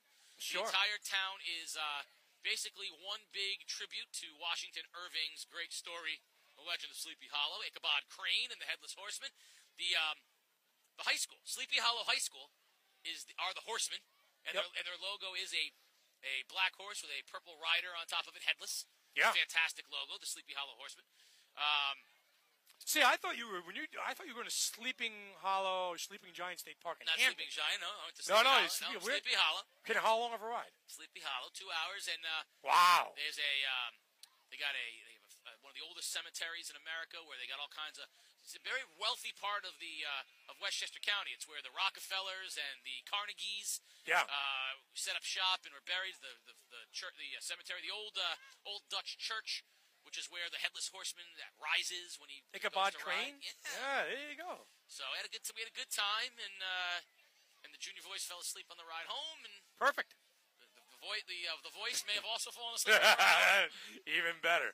Well, Casey, we're just about ready to start the second half here at the Academy, Norwich Free Academy, leading 34-0 against a very, very short-handed, hurt, beat up, and a little beleaguered Ledyard football team. And the one thing I can take away from this is that NFA means business. They kind of sleptwalked in the first drive or two of the ball game, and something lit a spark amongst them, and very, very tough to keep. They've got athletes over there, left and right. Well, one of the parts of the NFA scheme that's pretty simple is that you can get R.J. Darby one-on-one with a linebacker, or you can get Juwan Johnson one-on-one with a cornerback. That means that somebody is going to have to tackle R.J. Darby one-on-one, right, or Juwan Johnson one-on-one, right, and that's a very difficult thing for a high school football player to do. They're extremely fast, extremely strong, extremely talented. A lot of weapons out there. Play calling seemed to be in rhythm. And, NFA, again, we go back to that Staples game. They're looking to win their 4th game of the season. They play at Stanford next week, at Bacon the week after, and then look to head into that big showdown on Thanksgiving with New London at 7-2. Ledyard to kick off, going right to left. A high spiraling kick bounces at the 25-yard line. Comes down to Parker. Parker heads to the outside, has a seam, gets to the sideline. One man to beat the kicker, gets a block, cuts it back inside, cuts it inside again. He's at the 30, he's at the 20, the 10, stumbles, and is brought down at the 2-yard line. Caleb Parker with an amazing run, but credit Andrew Lacanico with the hustle to deny him of what would be a touchdown. The rundown. Andrew Lacanico, that time, chased him down and wouldn't let him get the breathtaking score. All the way to the 1-yard line. That's 2 times now. Juwan Johnson on his run, and now Parker on this run out at the 1-yard line. That's the biggest play of the night for the NFA Wildcats, and it comes on special teams. Caleb Parker thought he had a touchdown. He thought he was in the open. Credit Andrew Lacanico with the hustle. The senior hustled and saved the touchdown, at least for a play. Timeout NFA on the opening kickoff of the second half. Wildcats on the 2-yard line. Ledyard's got to call timeout because Lacanico was on the sidelines, and they only had 10 men on the field. Tough to stop NFA with 11, never mind only having 10. Yeah, you should let them have 12. They should say, here, we'll give you one extra kid. You ever do that when you were a kid? You had 12 kids that wanted to play, and some 6 on 5. We'll go 7 on 5. 7 on 5, yeah. That wasn't a lot of fun if you were on a team with 5. That means if you were on a team with 5, you were stacked. Yeah, we were really good. Yeah, you were stacked, yeah. I did that once in high school. I took Matt Rollins and Gary Lancaster, and I said, we'll play any 5. yeah, right? I had 2 Division I basketball You got a couple of players. guys playing above the rim. I had 2 6'9" Division Matt I Rollins guys. play above the rim? Oh, my God. Matt Rollins was the Sean Kemp of high school. The Rain Man. He He was 6'8", had a big body compared to high school kids, and could dunk from anywhere. Gary Lancaster play above the rim? Lancaster went to James Madison. He was a 3. The Dukes. He was a 3, but I will tell a story about that New London high school basketball team after R.J. Darby scores the touchdown. Right. McManaway under center, gets the snap, hands off to Parker. Parker tries to get for the end zone and is in. Touchdown. And that was Coach Jamal Davis giving Caleb Parker the touchdown after the long kickoff return was a yard short. Touchdown, Wildcats. Here's a reward for your work, son. 65 yards on the kickoff return. Needed 67. Got the other 2 on his first carry to start the second half. NFA up 40-0 right now. And that will turn it over to a running clock. We will now go to the running clock. Of course, the 50-point rule no longer in existence in high school football. We go to a running clock to keep the score down. The other Parker, Elijah, on for the extra point. Snap is low, and it is blocked again. And NFA should probably just go for 2 every time because they have had no chance on these extra points. 40-0. NFA with 11:14 remaining here in the third period. Caleb and Elijah Parker, they are brothers. That is it's not namesakes. They are brothers. The 1989 New London High School basketball team. We're going to have a lot of storytelling here in the next 25 minutes. Started Matt Rollins at center. Yep. Started Gary Lancaster. Matt Rollins 6'8", 6'9". Sure. Gary Lancaster 6'7" at the 3. Okay. Walter Hyslop 6'5" at the 4. And Michael Lancaster, who was 6 feet tall at guard, and other guards. Sometimes it was Jamal Johnson. Troy McKelvin was on that team? He was a sophomore. He was on the bench. Sophomore, okay. Along with On Jim, the bench. So was Jimmy Bunicor. Oh, wow. And Jimmy's a chucker. First guy off the bench was the 6'10" Petey Gittins, who played at Quinnipiac. He's off the bench. Wow. Troy McKelvin, who's the Trinity All-American, and Petey Gittins are the first 2 guys off the bench. All 5 of New London starters could dunk.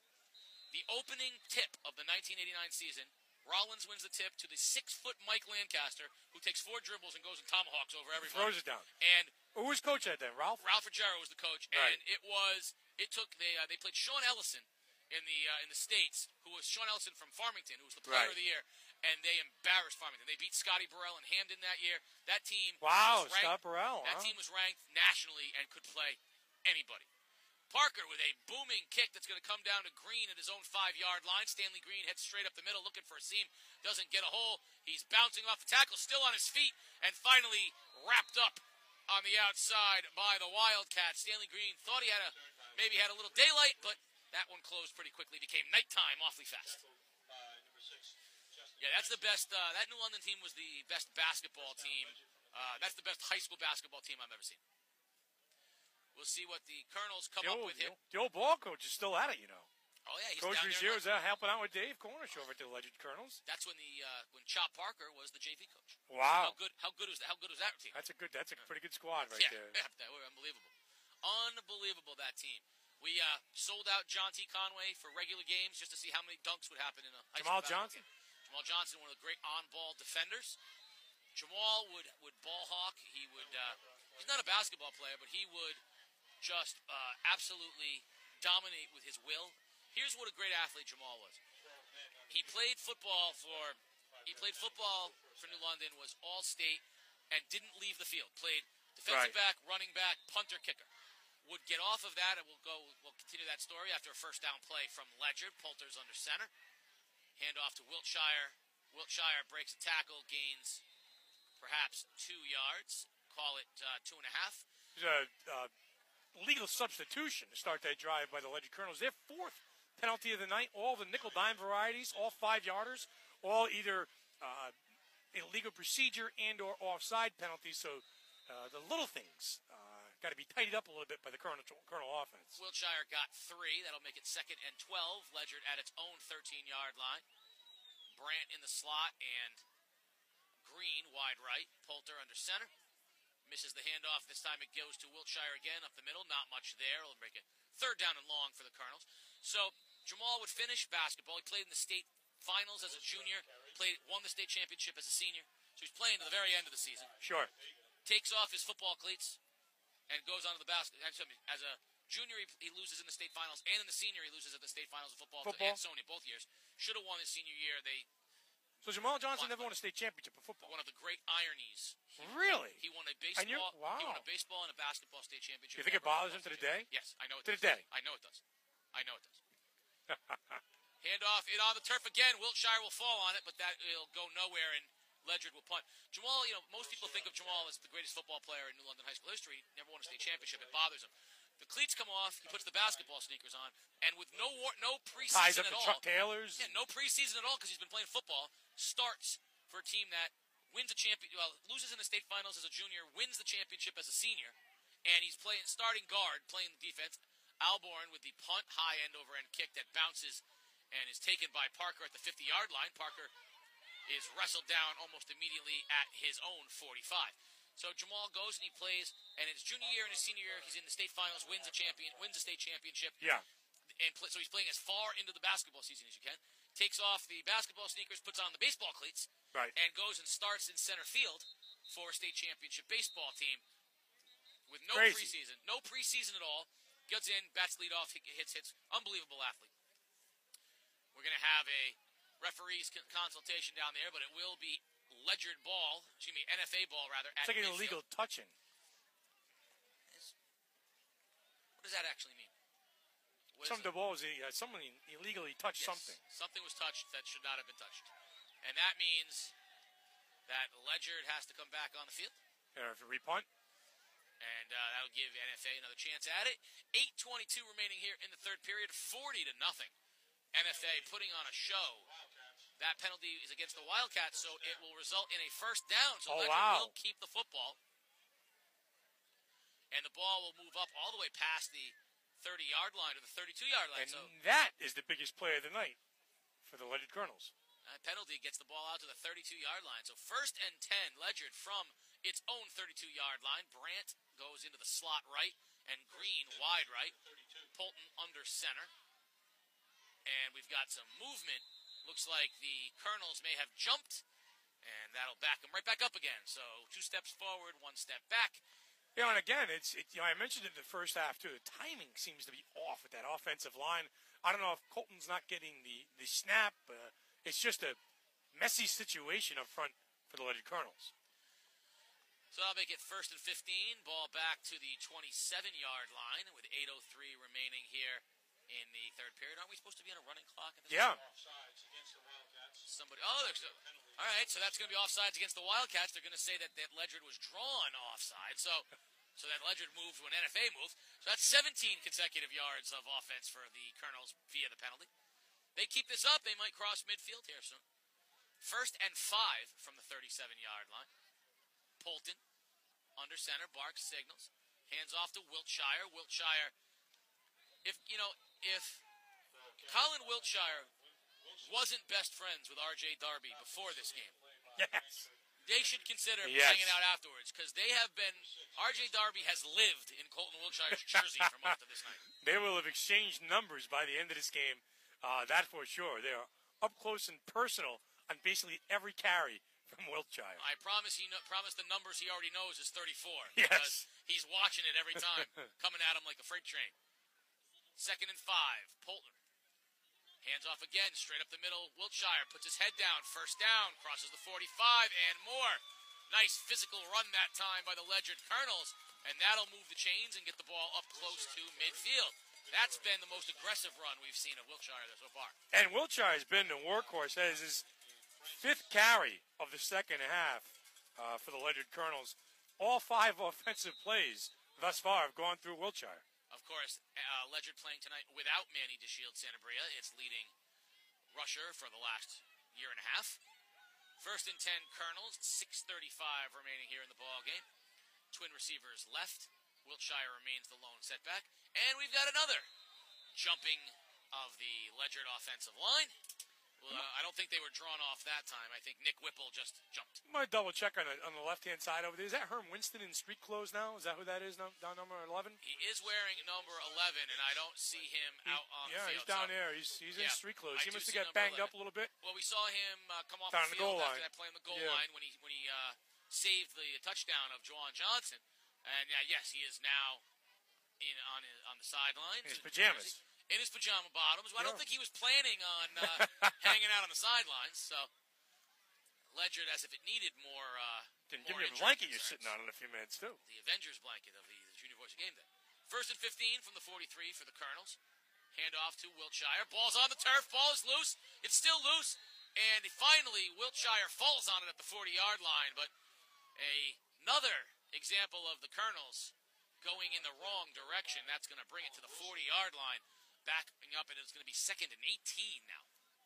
Now, Ledyard just ran 6 plays now here in the second half, Casey, and all 6 plays have been hands off to Wiltshire.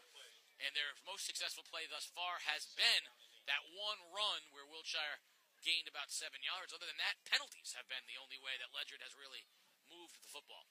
Brandt and Green wide left. Brandt in the slot. Green far left now. Polton hands the ball off to Wiltshire. Wiltshire again off a right tackle. Not much there. Drags the pack forward. Gets up to the 45-yard line. So he'll gain about 5. It'll bring up 3rd and 13. And we've really seen no indication that Ledyard is capable of completing a 13-yard pass. They haven't had the time to do it, or they really haven't run the routes to do it. So it'll be interesting to see what kind of throw they make. Well, they haven't even tried. They haven't even tried to slip Ebden or Kenny Turner, down the middle of the field or down the seam or something like that. And, both young men are very viable candidates, very good receivers. Yeah, this is not the play that they're going to be able to do that either, though, because on 3rd and 13, the defensive line of the Wildcats are going to pin their ears back, and the secondary is going to make sure they don't let them get 13 yards. Green goes wide left. Wiltshire is the setback. Polton going to throw. Lobs it deep for Brandt, and it's complete over midfield to the 47-yard line. Nice catch by Austin Brandt. He beat Isaiah Price, but that is going to be well short of the first down, and E.J. Alborn will come on to punt for the Colonels. Down under 4 minutes to go here in the 3rd period. I like the play call, though. You got to throw it. You got to try and do something. You got to do something other than run Wiltshire into the line. Brandt went up and got it. Alborn from his own 40. Good snap. High kick. He got a hold of this one. Parker takes it at his own 15 and is hit by Ebden and spun down at the 25-yard line. Yeah, E.J. Alborn's best punt of the night for the Ledyard Colonels. So with 3:30 remaining here in the 3rd period, NFA on top 40-0 with the football, and it will be at their own 25-yard line, which is a change from the first half where they seem to live in Ledyard territory. The out-of-town scoreboard, I'll get a look at that in a few minutes. The other big game I wanted to keep an eye on a little bit was Montville at Stonington. A couple of teams, an old-school slugfest. Jamal Davis had nothing but good things to say about A.J. Massengill and Stonington program. Both teams both coming off of a loss, a disappointing one with Montville, a good win, but give me a good loss by Stonington. McManaway on the keeper, and now pitches it behind. Ball's on the turf. It's a fumble. Ball's still loose, and it looks like Price will cover it up. Isaiah Price, the pitch was behind him. He recovered and fell finally on the fumble, but that's going to be a big loss all the way back to the 13-yard line, and that's going to be a loss of almost 18 yards. Stonington 12, Montville nothing. The last score I got at halftime down at Stonington High School. So the Bears trying to continue a little bit of success that they had against via the London NFA, try and cash one up in the win column. 2nd and 21. Ball is at the 13-yard line. Now McManaway in the shotgun. Darby's his lone setback. In motion is Johnson. McManaway hands off on the outside to Darby. Darby slips a tackle and gets across the 20-yard line before he's finally brought down. But a nice gain by R.J. Darby will make a manageable 3rd down. Gain about 10. Killingly 14, Plainfield 6. That game is just starting underway in the second half. A team that people have forgotten about. Yeah, don't sleep on them. One loss this year, and it was a competitive one against a very good New London team. There is no reason to believe that Killingly cannot finish this year 9-1 and return to the postseason for the 2nd year in a row. We'll talk about that in a moment. As many as 4 teams might be eligible for postseason play here in the ECC. McManaway on the keeper, around the left end, looking for a block. Stiff arms Turner and crosses the 30-yard line. Looks like he'll be up near a first down marker, but a little bit short. The New London High School Whalers, undefeated at the current time, and with their own the biggest threat on their schedule remaining NFA, is a likely postseason team right now. You'd be surprised if they don't make it. This Wildcat team, if it wins out, and that means a big win over New London, should get in at 7-2 with a win over Staples, and that would be a win over New London. Waterford High School could get in with 3 losses, and they only have 1 right now, although they still have to play the New London High School Whalers. Parker to punt for NFA, and what a leg this kid's got. He bangs it over the 40-yard line, and it takes a great NFA bounce. Smith takes it at his own 30, cuts it back the other way, and Smith will get it to the 35-yard line, where it will be Ledyard football. And then the final team is the Killingly Redmen. So New London, NFA, Killingly, and Waterford are all in position where if they win the games on their schedule that we'll say they should win, all could play in the postseason. That would be 4 ECC teams, and that would be quite an accomplishment for the conference. Yeah, I mean, I think you hit the nail on the head, too, with that Killingly team. They kind of began the forgotten soul a little bit in the ECC, since New London beat them up pretty good a few weeks back. But, we'll see Chad Neal and his team next week at East Lyme. And, they're very well coached. They've got a great senior quarterback, Spencer Lockwood, the junior tailback, the Mr. Do-Everything for that team. It's still a tough, hard-nosed, gritty football team. Polton under center, and we got a busted play. Polton's going to keep it himself and cross the line of scrimmage, gain of about 3 on the play before Johnson cleans him up. And that takes us to the end of the 3rd period. And fast moving. Now here's what I just don't understand. This is called ritual, I suppose. All the Ledyard players have the number 4 up in the air because that signals it's the 4th quarter. Right. And also could signal the 4 on the front end of the 40 points that NFA has hung on them right now. Yeah, I mean, I would be putting it up that it's the 4th quarter, and that means we can go home soon because this has been all NFA, 40-0 NFA. But you know what I appreciate about that is for these young colonels, there's no, they'd rather be down 40 playing football than not be playing football. So I appreciate it's the 4th quarter. 4th quarter means it's time to grind. And like we talked about in golf, right? You play lousy all day and you hit a couple good shots and it makes you want to come back. You par 18, you want to come back, and maybe they put together a score here, exactly. Get on the board, and listen, it's a tough task, and then it's an extremely difficult situation to come in here and play against NFA, but put something together, don't quit. That's right. Get yourself 6 points, and then feel good about yourself at least a little bit going into the weekend. All they can do right now is play 1 solid quarter of football. Hand off to Wiltshire. He's got a hole, gets to the outside, chasing by Price, gets past the 40, and ridden out of bounds by Price. There it is. Biggest play of the night for the Colonels, Colin Wiltshire, with some speed to the outside. He's a big back, and he got that time out to the outside. Price finally wrestled him out of bounds. Yeah, 27 yards by Wiltshire. The biggest play for Ledyard offensively of the evening. His biggest run. He is tallying up 17 carries, Casey O'Neill, for just over 55, right around 55 yards unofficially. He has been the workhorse for this Ledyard offense all night long. Good for him getting a big-time run. Just over 3 yards a carry. Brings up a first down from the 37-yard line. Again, the handoff straight up the middle to Wiltshire. And nice physical run off a left tackle by Wiltshire. Churning his legs. Nothing's there. He's carrying the offensive lineman and the defensive lineman of NFA. And he gets almost 7 yards on first down. It'll be 2nd down and 4. Outside of the pass play that Ledyard ran earlier, Wiltshire's carried the ball every single play for the Colonels in the second half. One quarterback keeper by Polton. Well, if it ain't broke. Yeah. Or if it is broke, trying to fix it. 2nd and 5 from the 32-yard line. Polton. And we're going to have some motion. NFA jumped, and then Wiltshire moved, and everyone was jumping around. It was cold. False start. And it's a false start against Ledyard. That's going to bring them back to 2nd and 10. It's going to negate the nice first down run by Wiltshire that time. 7th Ledyard penalty of the night. All of the nickel-dime variety. Ledyard gets up to the line. We're down to 10 minutes remaining here in the ballgame. 2nd and 10 from the NFA 37. Polton hands the ball off to Wiltshire. Wiltshire thought he had a hole that time, and Isaiah Price said, not so fast.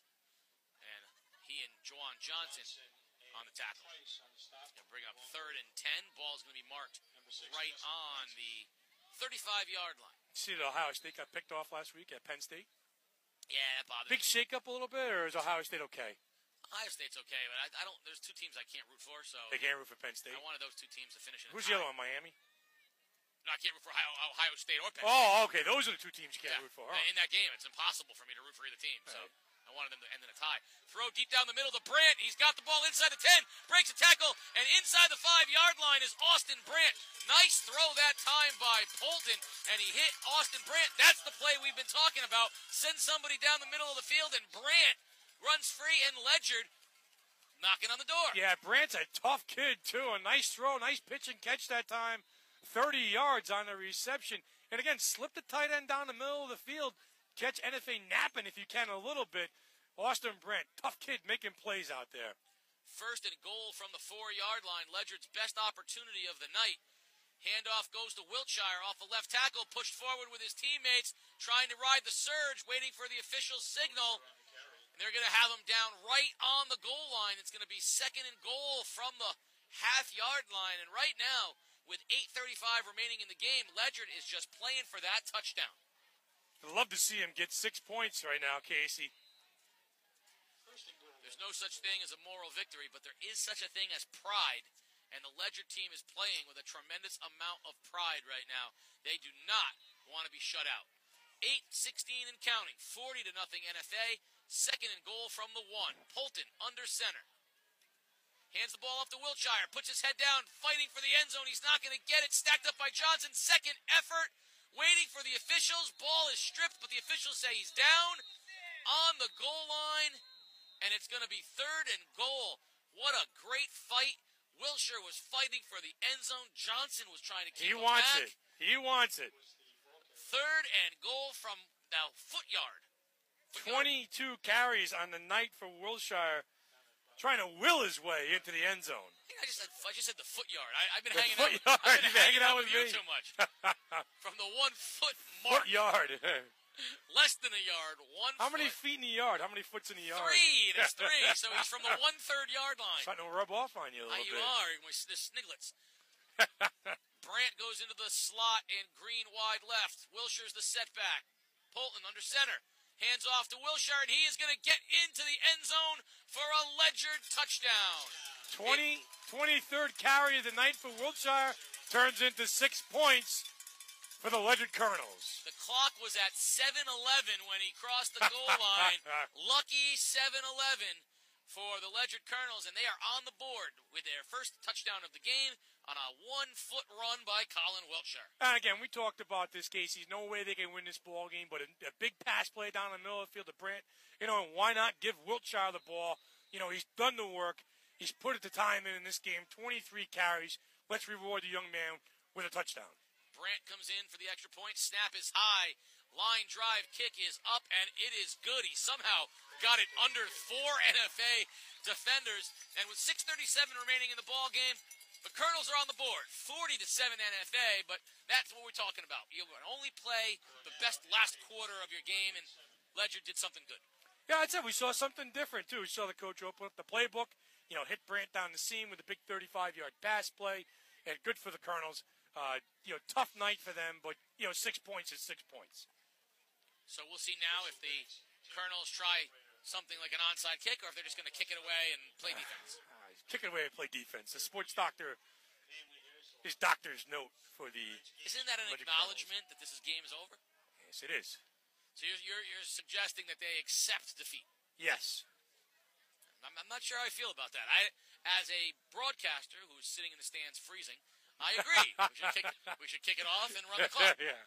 But as a player, I'm thinking to myself, I want to acknowledge, right? I gotta at least give it a shot at getting the ball back, right? Well, I could score. Sure. I could score 5 more touchdowns. Yeah. In 6.5 minutes. Of course. You gotta think that way, don't you know? Yeah. Trick or treat bag's wide open too, right? You gotta think. It's Halloween time. Gotta think that way. Tricks or the treats? What do you like better? Gotta love the tricks, man. What's your all-time favorite Halloween candy? My favorite Halloween candy would be, let's tell you after the kickoff that is taken by Parker at the 30-yard line, cuts it up the middle, and now tries to bounce back outside. He's elusive again. Caleb Parker down the sideline. We've seen it before. One man to beat. And he's inside the 20 to the 15-yard line. Caleb Parker has been a weapon on special teams tonight for the NFA Wildcats. Wheels. I'll call Caleb Parker Wheels. In one word, that's it. He is fast, shifty, make plays with his feet. Wow, home run hitting ability on special teams, an added dimension for the Wildcat offense. Well, he and his brother, Parker brothers, and they are not playing regular games. Yes, you're right, yes. Makers of board games, but there's nothing boring about the way these two kids play football. Like what I did right there. That's great. All right. First, down in 10 for NFA, and they're at the 15-yard line already. And they will put in some of the backups. We're going to see Becker Bordeaux in at quarterback. What a good name. Becker Bordeaux, yeah. Becker Bordeaux. He sounds like a shortstop for LSU. And the quarterback is number 2. That's Elijah Parker. So Parker is in to play quarterback. Now, he had to take over for one game, yes, right? He did, yes. He took over for Stonington last week. Yeah, when McManaway was in the concussion protocol. Right. So that's an illegal procedure penalty against NFA. So Elijah Parker will be the quarterback, and Becker Bordeaux, the sophomore, will be in the ball game forever. That's just my favorite name, Becker Bordeaux. That sounds like he should be like a defensive back at Clemson, right? Tackle made by Bordeaux. That's a good one. Becker Bordeaux. I like that. So Parker is in at quarterback for NFA, and he hands off straight up the middle to Kevin Pomeroy. Kevin Pomeroy, the sophomore, son of the Montville great Chris Pomeroy. You like the king-size Reese peanut butter cups? Yeah, that's is that a Halloween candy? Can I yes, say that? That's one of them. I love the little Snickers because I could put them in the freezer and freeze them. Sure, yeah. Along with I did that with the Reese's cups too. Yeah. But my favorite Halloween candy bar is not a lot of people have it. Was the Take 5. Take 5. Take 5. Take 5. All right. The pretzel on it. Chocolate covered pretzel. Parker hands off to Pomeroy. Pomeroy off for right tackle. Pomeroy gets inside the 15-yard line for the Wildcats. That'll bring up third down for the Wildcats. So the JVs are the second backups units, in the game. yeah, second unit in there for the call that? Wildcats. Second unit, yeah, seconds. So Parker is the quarterback, and Pomeroy is the Almond running Joy. back. Almond No, Joy? No, Almond you're Joy, not. no. No, I'm not a No coconut guy. Don't like coconut. No, sir. Not unless it's a drink with an umbrella in it. Parker on the quarterback keeper will not get the first down. Nice job of pursuit. Bringing him down on the edge was a Ledyard defender who's down now on the turf. We'll see. That looks like that might be an injured Colonel, and it is, but he's going to come off the field. That is Ebden. Max Ebden, who's on the turf, but he's also made the tackle. It's going to bring up a 4th and 8 from the 14-yard line, and NFA will probably go for it.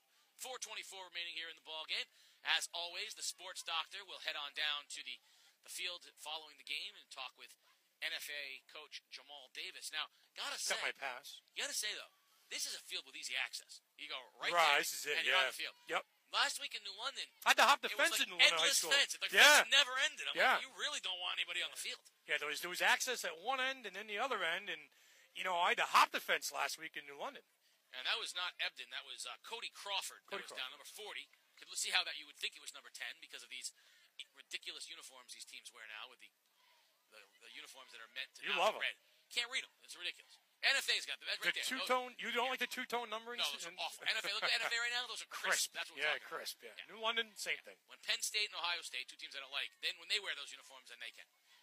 Parker hands off to Pomeroy. Pomeroy around right end, and then going to be breaking a tackle and getting inside the 10-yard line, but not going to be enough for a first down. And Ledyard will hold and take over possession down on the shadow of their old goal line with 4 minutes remaining.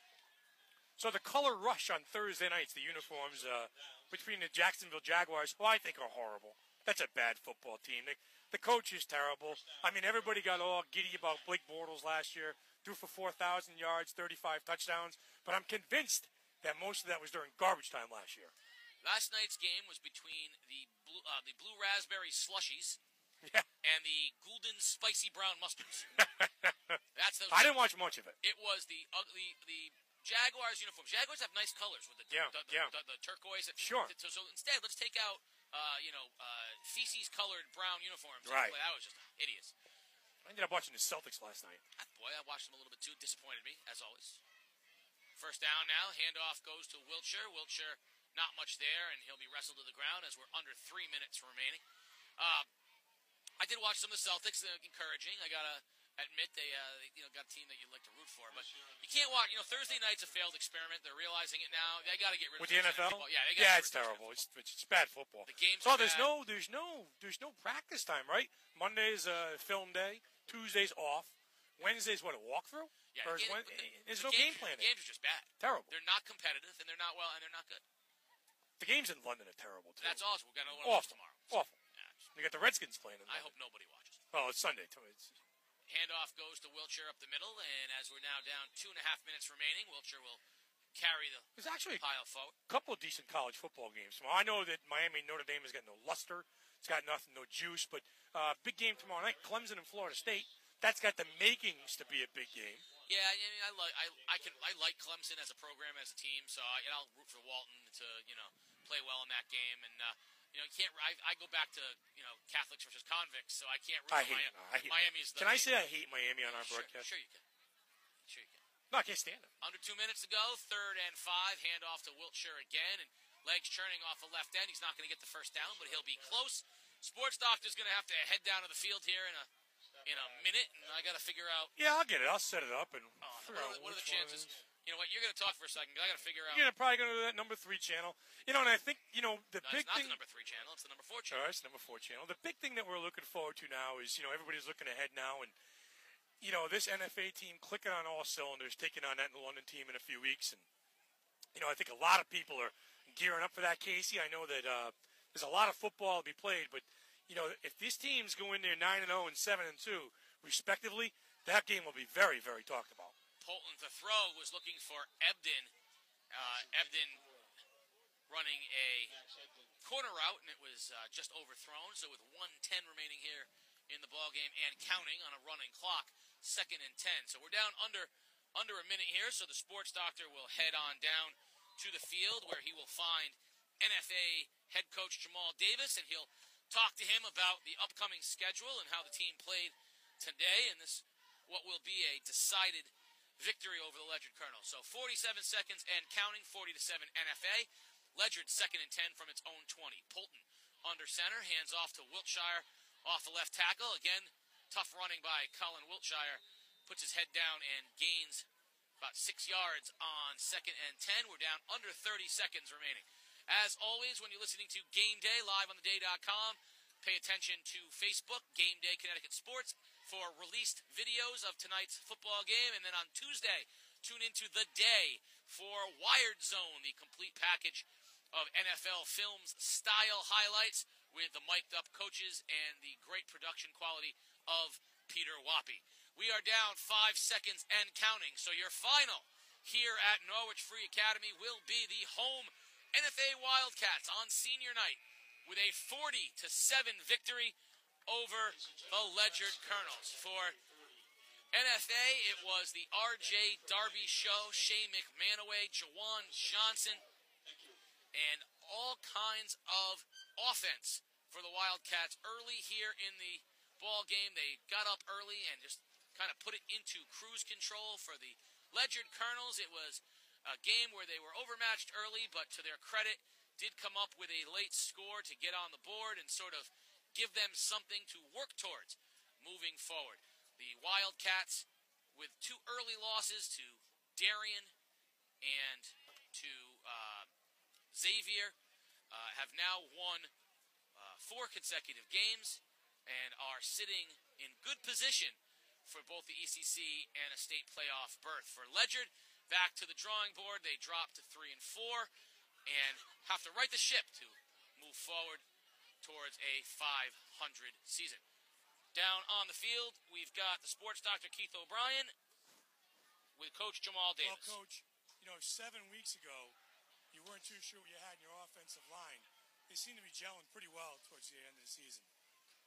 They are. We've been working extremely hard, technique-wise, and trying to get better, trying to find the camaraderie amongst those guys. Even with injuries, I think, the guys who have stepped up have played extremely well. Obviously, that gives us some depth, and that's what you need when you're moving into the later part of the season. You're skilled people. You ran the ball up the middle. You got some plays on the edge. A lot of weapons out there on offense. Well, our game plan coming in today was to get RJ going. The last Juwan. But today we wanted to get him going early. He was able to do that. And then now that opens up things for other guys. And obviously we were able to put some points on the board fairly quickly.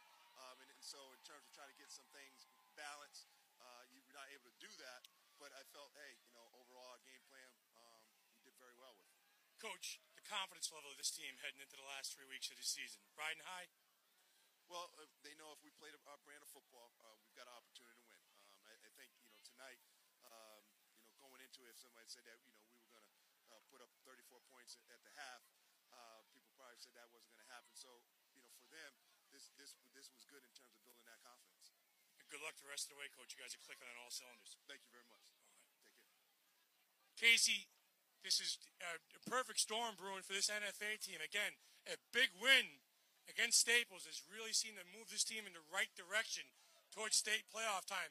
Going to be interesting to see in a few weeks if we can get 7-2 NFA versus 9-0 in London, my friend. I think that's the game that everyone is circling right now. Both teams poised to head in that direction. Big win tonight for the Wildcats, as Coach Jamal Davis said. Everything is clicking right now for them. A 40-7 victory over the visiting Ledyard Colonels. Next week, you join us as we are likely to bring you the Killingly High School Redmen at the East Lyme Vikings, a battle of another team with playoff aspirations. The Killingly Redmen only one loss on the season, and that was to the New London High School Whalers.